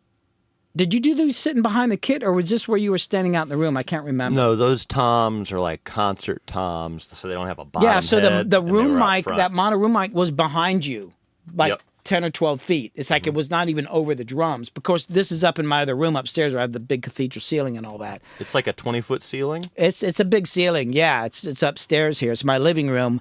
Not that we do much living in there, but there's recording and filming and stuff. Although we moved the couch back out to the middle of the room. But I think for a month we had that whole black screen back up there because we had done a live show up there. And I had microphone stands in there for like my whole family, my whole life is like... I haven't lived in a house since we moved out of the other place. You guys should think about live streaming Christmas. Who wants to see the Humes? No. It's a mess. Thank God I am married to you, Kit, because Goodness. when I'm like, hey, I want to run a 16-channel snake into the living room so I can do drums up here. Oh, and then I'm going to be running HDMI and USB cables up there so that we can also put cameras up there. And she's like, okay. And then there's certain days where I tell the kids, like, okay, I got a drummer in for 3 days. We give our youngest earplugs. Make sure you don't, you come down with clothes on or whatever when you come in the living room. There's going to be somebody in here playing drums and like, oh, damn. So they're coming down getting cereal and like there's a drummer recording. But hey, man, that's our life. Our life is like creative. And with my kids, it's not like we have a normal life. What are my kids doing? Like one's working on 3D design and, they're doing their drawing. They're doing their own things. They got their own damn projects going on, At this point, what's a normal life? Who the hell knows, man? What was I doing? Oh, yeah, drums. I keep going, meaning I'm going to play more of the drums than the bass. Here we go. Oh, yeah, let me turn on the overheads. Right. And But, but I feel like... Those toms are on the drum kit. So Well, no, this is the blend, actually. I've got both of them going right here. Hold on. Okay. Because I've got, like... Now here it is without the second toms. Wait, where they? Because here's the second toms. Yeah, actually, I think I can turn up these guys a little bit. I was about to say, is there any sort of processing that we could put on there to dirty them up a little bit? Oh, yes, there is actually. Is there? Oh, well, here's a funny thing. Funny I should ask that. Funny you should ask that. I'm going to use Manic Compressor. Yes. This is the word to describe the sound that I want. Oh yeah, let me switch over to Manic. my mix view here. Hold on. Where is it? Oh, here we go. Ansley. Okay. Manic compressor. Yay. Well, I used to use these guys here, and I hate to say it because I really used to love this stuff, but I used to use the compressor bank, and he changed the design of this. This thing used to have a release of 5 milliseconds. Now the fastest release is 25. Oh. When you're doing compression and you do really fast attacks and releases, it creates kind of a distortion because it's fucking up the waveform so bad. Mm-hmm. He changed these plugins. For 20 years, I was using these plugins, and maybe 18 years, whatever. And then they changed them, and they don't sound the same. The only thing I can find... It's not a fast enough release? Yeah, no, it's not. I'll show you. How about this? I'll show you. So check this out. Let me go to... Let me just loop this little section right here. I'm going to dirty up these toms, and this is one of my favorite way to dirty up toms. I'm just going to do this. I'm going to go... Okay, now watch this. Watch this. Uh-huh. That's compression. That's Yeah. not distortion, buddy. Yeah. Wow. And, yeah. This has got some... Oh, yeah, if I use this gritty setting here, and then if you turn up the input on this plugin, it adds some sort of... Wow.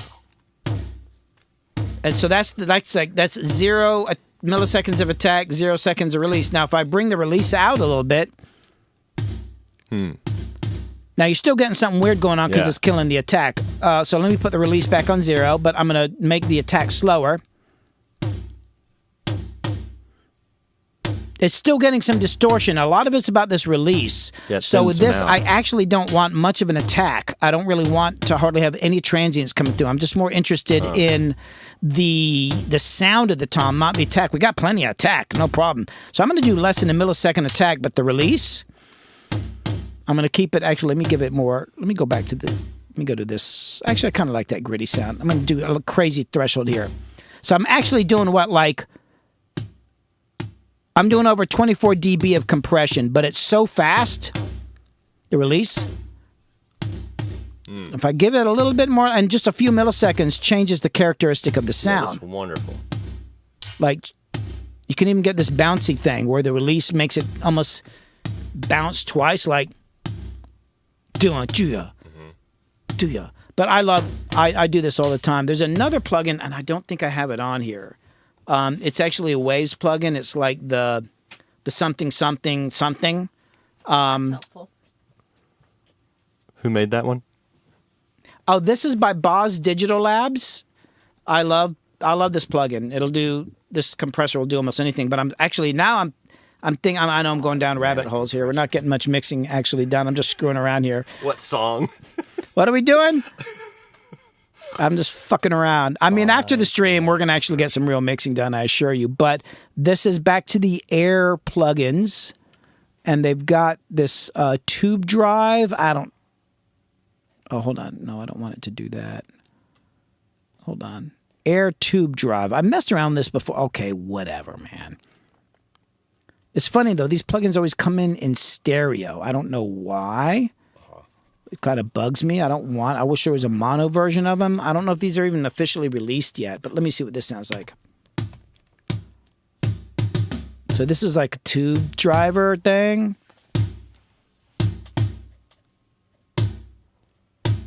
It's all right. Yeah. You are encouraged to rabbit hole it up. I'm definitely rabbit holing it up. I do have a YouTube video out right now about that whole thing. It's called Why Do I Do Things the Hard Way? Kid, if you could put a link to it. If you want to see me go down a rabbit hole, watch this video. Kid, if you could throw that link up, I'd appreciate it. Now, this is not doing enough here. I need something a little more extreme. How about, where is it? So, well, maybe the soft. Let's try the soft clipper again. Let's try this. Let me go to advanced. Let me. Ooh. Ooh. Oh. Crazy. Yeah. Ooh. Yeah. How did that sit in the mix? We went from this to this. Good God. It's got this release thing on it. I don't know what that. No, I like the auto release. I guess I could read the manual. So it's doing like close to. Hold on, let me do a longer release so I can see what the. So it's doing over 10 dB of like something like. Oh no, it's going above 20. It's about the same. Whatever, but I like it. Okay, so that's just that one tom. So let me put it on this other tom too. Hold on. Let me copy it over to this tom, and then let me take this guy. I think I'm going to use that instead of the manic compressor. That's the first time manic compressor's been beat. So here's the two toms together. Wow. Jeez. Frightening. It might be too much low end. I might have to EQ it, but let's see what it sounds like in the mix. That might be a bit much, but so what? It's a start of something. Let me bring it back. Wow. And now without the extra toms. Oh, I like that in there. It kind of fills out this other area.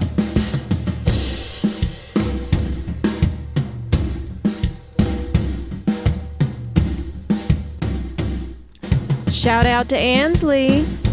Oh, Ansley's on? Ansley? Where's she at? Oh, Over there on she is on Instagram. Instagram. Oh, yeah. And by the way, everybody, we're streaming on YouTube, Twitch, and Instagram at the same time. So if you're having issues on Instagram with audio or whatever, you can come over to Twitch and YouTube and you'll get a better sound. Oh, I see Roxy Mo is on here. I need to move this up here. Yeah. Oh, by the way, congratulations on your 10,000 followers. I believe that was you earlier I saw today. That's awesome. Yeah, I'm digging this.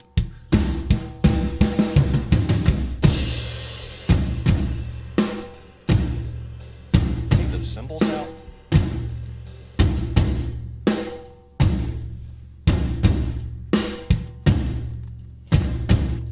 Oh, shit. See, that's without the room mic. That's just the toms. Kind of like that. I do. I like that. It just fills out some space in there. It might be a little boomy, but I can always EQ it. I'm going to bring in that mono room mic. That's cool.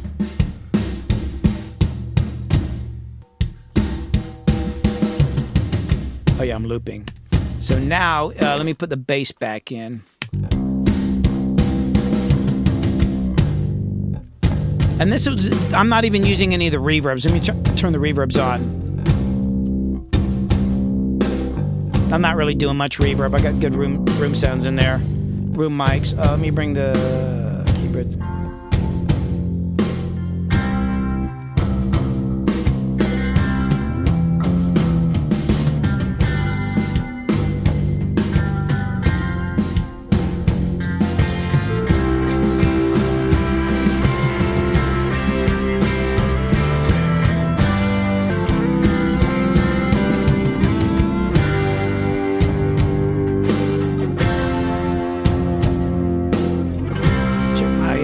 Music bus compressor. I think that's good. I just barely hit that.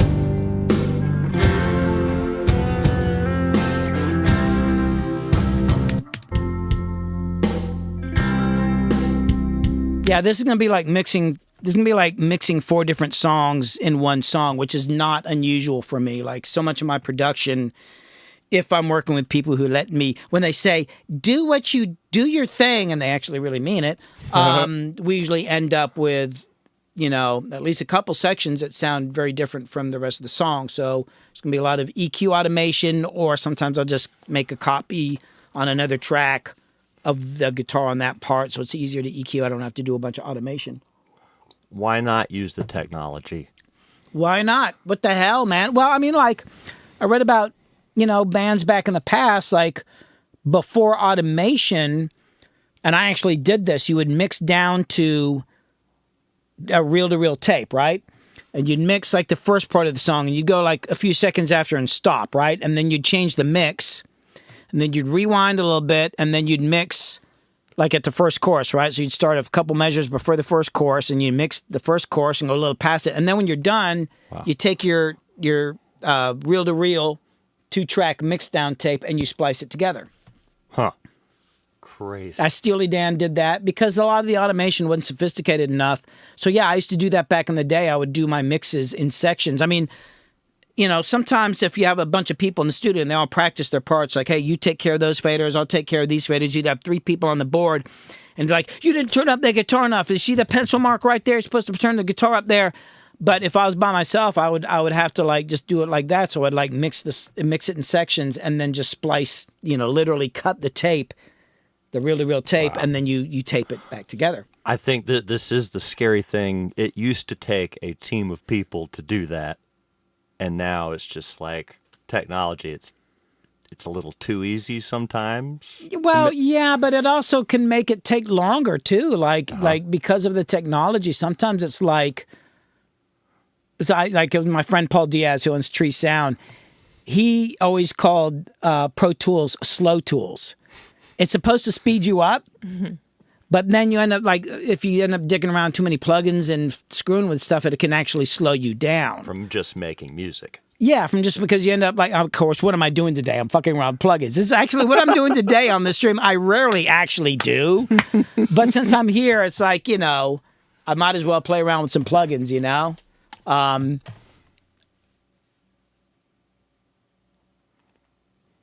Wait, I did that. Oh, you did that too? Exactly. Remember, yes, you got to Herman say Pearl, it for everybody so else. Herman Pearl over on YouTube is saying that, yeah, you used to mix your songs in sections and splice them together. Yeah, I mean, that's what we did, you know. And, you know, now that I have my 2-track here and I got my razor block somewhere. Where is it?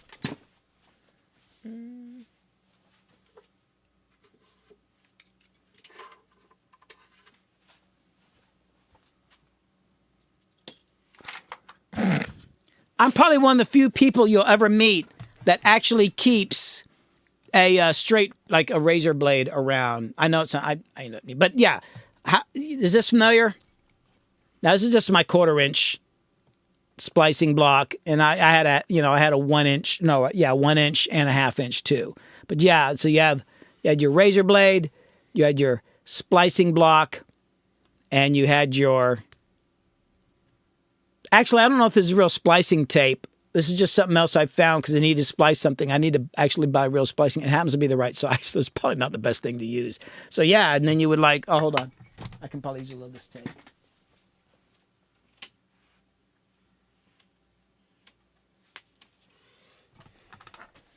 Yeah, so you would take the tape, you'd rock your machine, and you'd hear the sound, and then there's the kick drum, and you'd like put a little grease pencil mark on the back of your tape. So there'd be a little white mark here, and then be a white mark here, and then you would there'd be tape in between, and then you would put that tape in your splicing block. I don't know if I can really. I've got videos of this on my YouTube channel.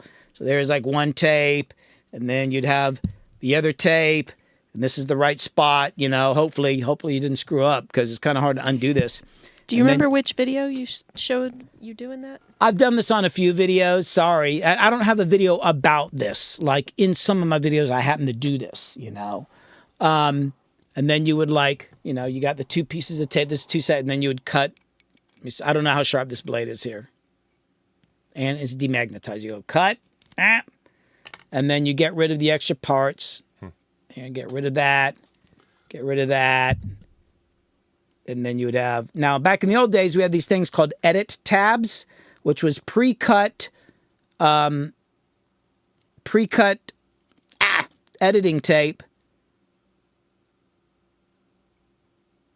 So, and it would fit perfectly. And then you would, but I'm going to do it the raw way. My eyesight's so bad. I'm going to take this editing. I don't know what this is. I don't even know why I have it, but I'm going to use it. I used it because I just desperately needed to edit something the other day. I need to buy real editing tape. And then, so I got to do this like this because I can't see anything. Hold on.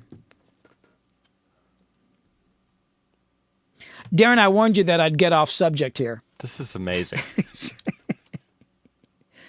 Oh, I can't see anything, but there's going to be a terrible, terrible job. That's not too bad. Boom. And then you tape it back together.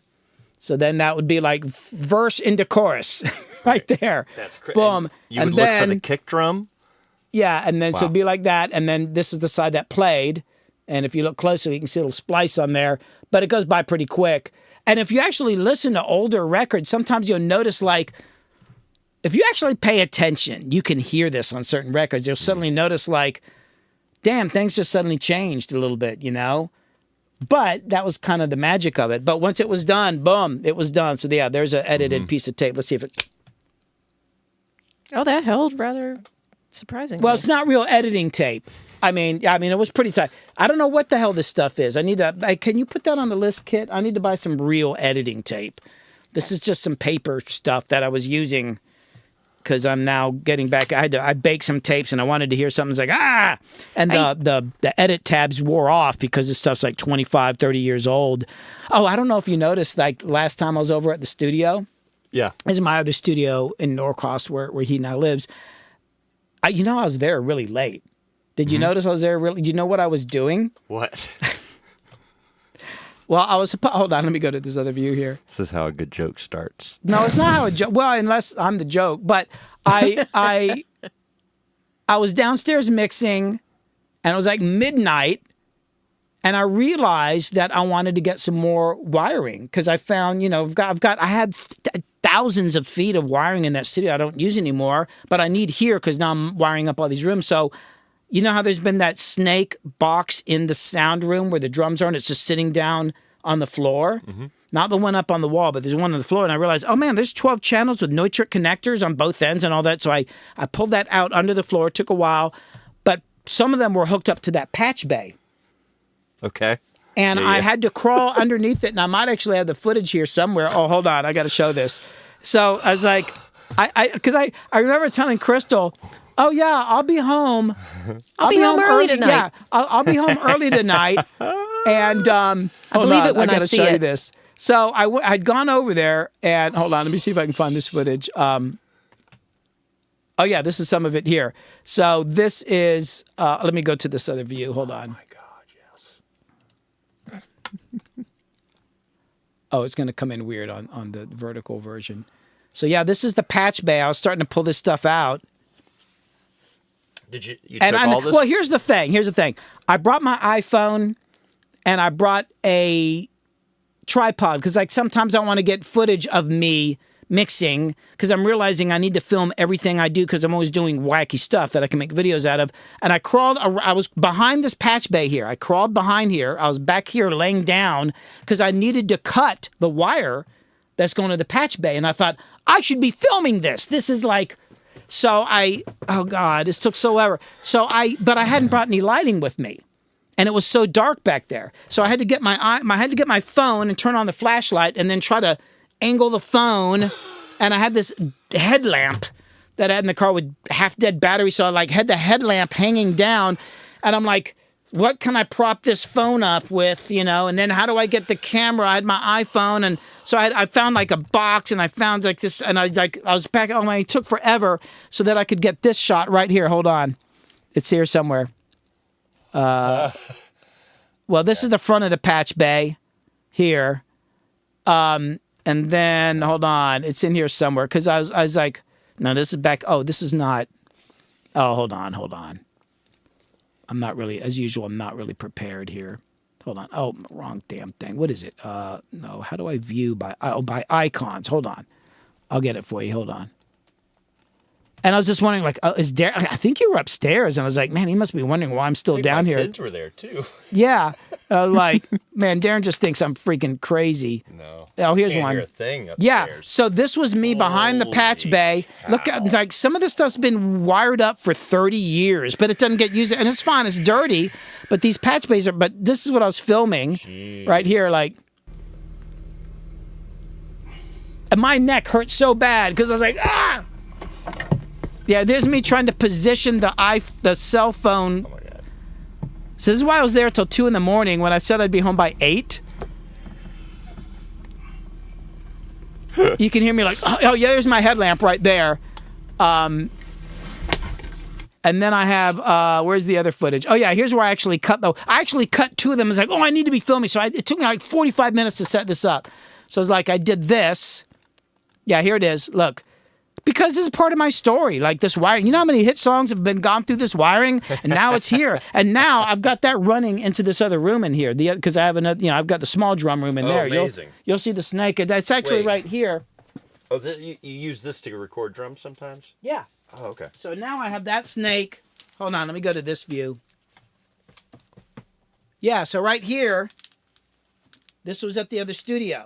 So it goes through the wall and it goes into the snake in there. Wow. And now it's here, and I just when I want to do drums, I pull that out from under the couch and just plug it up to the patch bay. So good. But yeah, so this is what I was doing at 2 a.m. Look at this.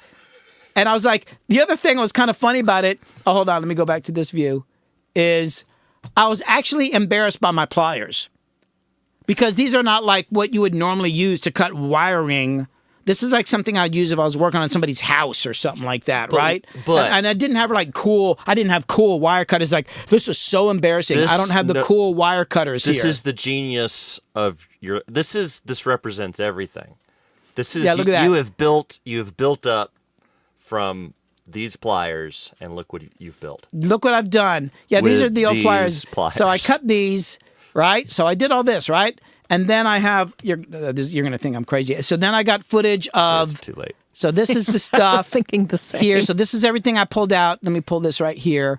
This is everything I pulled out the other night here. So that's what I pulled out while you were upstairs. I could hear you up there, and I was wondering, does he notice that there's no music being played? What am I doing down here? So yeah, this is what I pulled out. Yeah, probably best not to. Oh yeah, and then there's all this stuff too. There's bunch of, dude. Look at all these. I don't use any of these Neutrik connectors anymore because I'm not. I'm a little. Now these run into the main snake in the sound room. Okay. And I'm kind of a little. I keep saying like I'm never going to record there again. I record here, but there's But like you keep it set up. it's like Because Lord knows you'd get rid of them all, and so then I'm you'd have leaving those. a reason to record there. But look at all these Neutrik TRS. I've got like I don't know 100 of. I still got all these TRS connectors that I could use for other things. So I did all that. Unbelievable. Hold on. This is the kind of shit. Oh yeah, and then I found these other cables. I'm pulling these out. I brought all these home. All is going to get used. So I got all this wiring that I can use. Like I bought this stuff, put it in the other studio, and it sat under the floor for 30 years. And for the last 15 years, didn't get used because I'm in the box. And now I'm back to doing. Oh, here's another. Oh yeah, and then here I am bringing it home. So this is what I did the other day. I'm going to make a video about it. So yeah, this is what I did. Like, oh, this is actually my birthday. I was supposed to actually be celebrating my birthday. What was I doing on my birthday? This. What you wanted to do. Yeah, so this is like a whole time-lapse thing. And then, hold on. Maniac. Oh, yeah, I am a maniac. Oh, yeah, I did this. Like, this is the sort of stuff you do on your birthday. I'm, like, working on the snake. But, yeah, I had this for years at the other studio. Now it's going to get into use here. I cleaned all of these jacks, and then, but the other thing I was doing, okay, that's not all I was doing, right? But that's not all. That's not all. So the same night when I was there, I was down there, and I went into the tape closet that's down there. Oh my God. Right here, I'll show you my tape closet at the Zone. Most of it's been brought up here because like there's a lot of stuff in there, but it's, hold on, where's that shot? It's, it should be in here somewhere. Is it this? Oh, yeah, here's my tape closet at the other studio. So this was after I did all that. And then I go into the tape closet. And I'm looking around, and I'm like, oh, like there's these DAT tapes and these cassettes. Like, well, there's a bunch of just years and years of work, and a lot of it's come up here. I was looking for something. So then I did this. So I started pulling stuff out of the tape closet. So... and the other thing was I had to set up this shot, and I had no lighting. So I got my cell phone up here. I was like, I just need to go home. I hadn't had any dinner. So this is getting close to like 1:30 in the morning here. But yeah, so I was like, there's stuff up here. Oh yeah. Oh, this is actually Ruby. Okay. This Ruby left some stuff. There's some Ruby cassettes in here that are pretty amazing. That's a whole other story. But yeah, like, oh, hold on. So strange story, but the house that I live in now, Billy Hume's place, that John Ruby, who was a tenant in the home, played in the same band that I play in now. I mean, that's a weird coincidence. No connection. No connection Besides whatsoever. Atlanta is the... Yeah. And Right. he's from Ohio, Right. moved down here, played in that band, then moved out. I don't hear from Ruby for years because he got into some other stuff. He's like in the education. He's like way high up in the education system here in Georgia. Like he's the man. He came back and rehearsed once in the Zone a year ago Yeah. or so. So now you guys know each other, but now you're in the band that he used to be in. Yeah. There's no connection. And you are you're in the same bedroom. Have you ever recorded drums in that bedroom? No. Okay. I was thinking about doing that. Yeah, but I think the neighbors would hear it. They would. Yeah, because of the height of that. Yeah. Yeah, that's true. Yeah. You're right. Hey, you got the room downstairs, man. Oh, it's fantastic. That place. Is, Oh, here's the other thing I was doing. Oh, yeah, so I was pulling out cassettes. These are albums I did. So this is a group called the Tone Poets right here. Oh, let me go back to this view here. Yeah. So I was pulling out cassettes.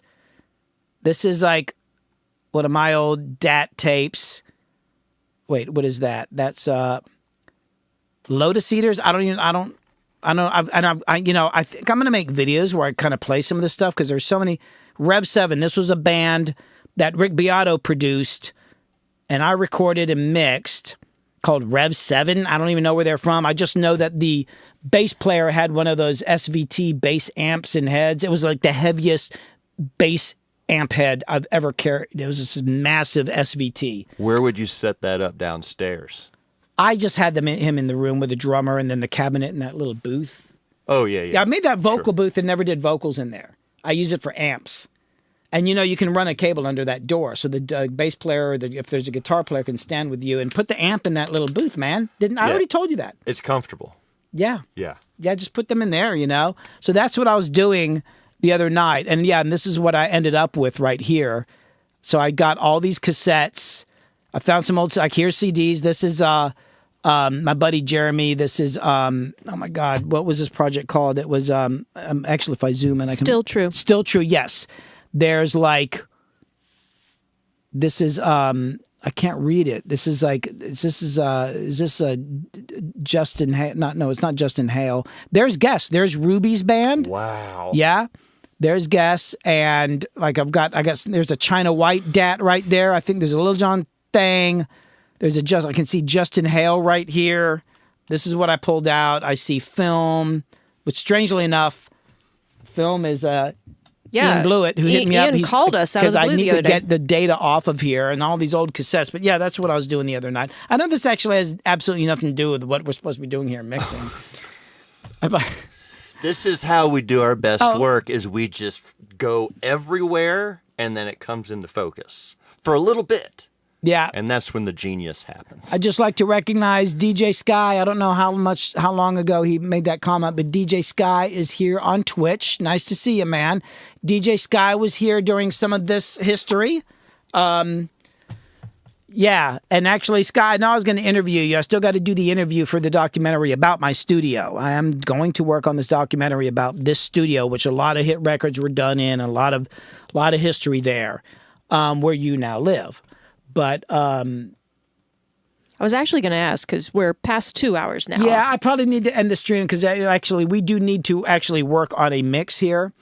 So I'm supposed to be actually doing work here. That's what Darren came up here to work on a mix, and I'm streaming and showing pictures of like me cutting wiring and stuff like that. So, but I would just like to say thanks to everybody who joined us.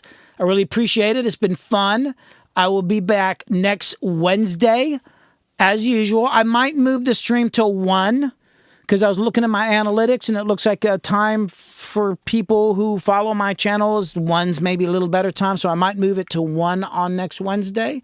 So just look out for that. I'll put out an announcement ahead of time. But I appreciate, yes, it is the end. I'm sorry, Editor K. Yes, I have to end.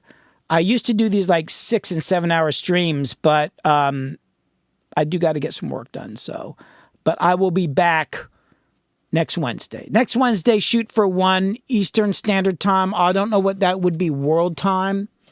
What is our time world time? Just for the whole world, the one time. Well, there's like Eastern Standard Time is the United States. And If actually, are we on Eastern Daylight Time or Eastern Standard right now? I don't know. I know. I don't know what time. I don't even know what day it is half the time. We're standard. We're Standard right now. I could look this up, but I'm trying to do something else. Oh, sorry about that. What are you trying to put some links up or something? You're saying good. Oh, you're saying goodbye to everybody. Well, anyway, I got to get to work, so I'm gonna end the stream here. I'll be back next Wednesday. Oh, hey Casey, what's up, man? It's 10:15. Yeah, you're like overseas. Oh, and by the way, thanks Casey for putting all that stuff up on my Discord. Oh, I guess I should mention that. Oh, right. Yeah, Crystal, can you put the link up for my Discord channel? There's not much happening there now. I'm going to get it more active because everybody says, well, we don't know when your streams are, and I'm trying to announce on all these different platforms. I'm going to be putting notices up on Discord. It's also a place if you want to ask questions and discuss stuff. It will probably come in more useful in the future because I might be doing some mix reviews. We'll see. Actually, Slovenia. Casey, can you maybe put up the link to Discord because I'm not sure what the right link is. Yeah, Casey, if you don't mind doing that, I'd appreciate it because Casey's been on there and Casey posted a bunch of stuff of his work because Casey does. And by the way, just so everybody knows, Casey's over on Twitch right now because I'm on Twitch, Instagram, and YouTube at the same time. So we're talking about somebody you can't see. Oh, thanks, Sean.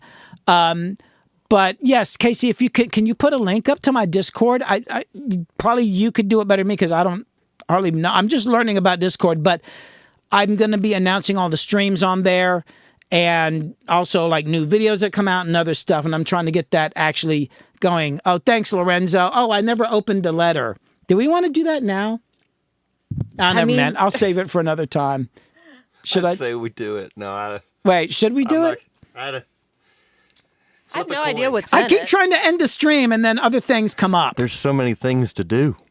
Should we do the letter? Here. Okay, could you explain what the letter is? People of the world, should we do the letter? Okay, Kit's going to explain the letter here. No, you explain the letter. Okay, so I was an interviewee on a podcast called what's it called? Mix It. It's on the envelope. Well, Here. This Mixed is my Talks. Favorite day ever. Mix It, Talk It. So there's a guy out of Italy. He's got this podcast, Manuel DeAngelis, and he's from Italy. And he had me on his podcast, and it was really cool. He had all these questions. We talked for one, and he said, "Oh, I'm going to send you a letter." And he sent me this letter. It was months ago, and he kept texting me or like messaging me on Instagram. Did you get? I'm like, I never seen this letter. This thing showed up finally like 3 days ago or 5 days ago. I don't know if they sent it over from Italy on like a raft or like on somebody's back while they swam here. This was in a Ziploc bag. I don't know. It finally showed up. I don't know what's in here. I hope it's all right, but I'm going to open his letter now. I don't know if he's watching, but we're going to have proof. Here's the letter. I finally got the letter from Italy. Oh, I shouldn't probably show that on there. Here we go. Drum roll. I don't know what's in here.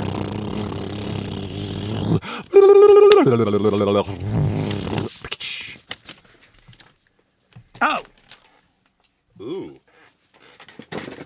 And it was nice. Like, people interview me and it's normally it, and then he actually sent a letter. And it says, it was a nice, you son of a, you as no. It's in Italian. It's in Italian. He says, God, my eyesight's so bad. I hope this message finds you well. I want to express my sincere gratitude for your integral role in this incredible journey.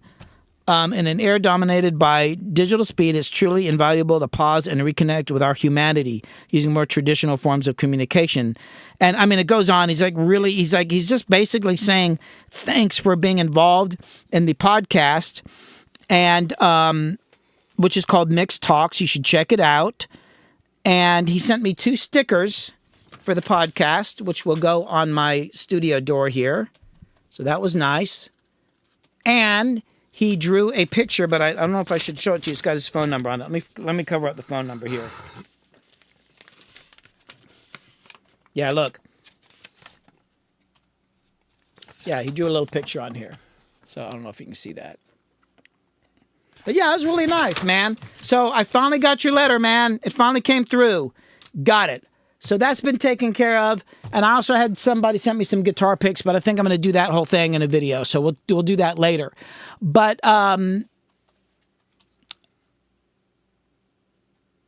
okay, Casey. Well, I'll get on. Well, actually, I need to mix, Casey. Maybe we can do a call on Instagram to talk about Discord later. You mean on Discord to talk about Discord? What did I say? Instagram. Oh, okay. Sorry. Oh, there, she put up a link. But yeah, we'll talk about it. But thanks again for posting on there. There's a lot of interesting stuff. But I'm going to end the stream. Appreciate everybody being here. I'll be back next Wednesday at, I think, 1 p.m. So everybody take it easy. And Thanks for being here, y'all. Where's the end video That was at? incredible. I have an end screen. Hold on. I'm not done yet. I got to get this. Unbelievable. Yeah, because this isn't working. I can't seem to like. Oh, there it is. All right, here we go. See y'all later. Bye.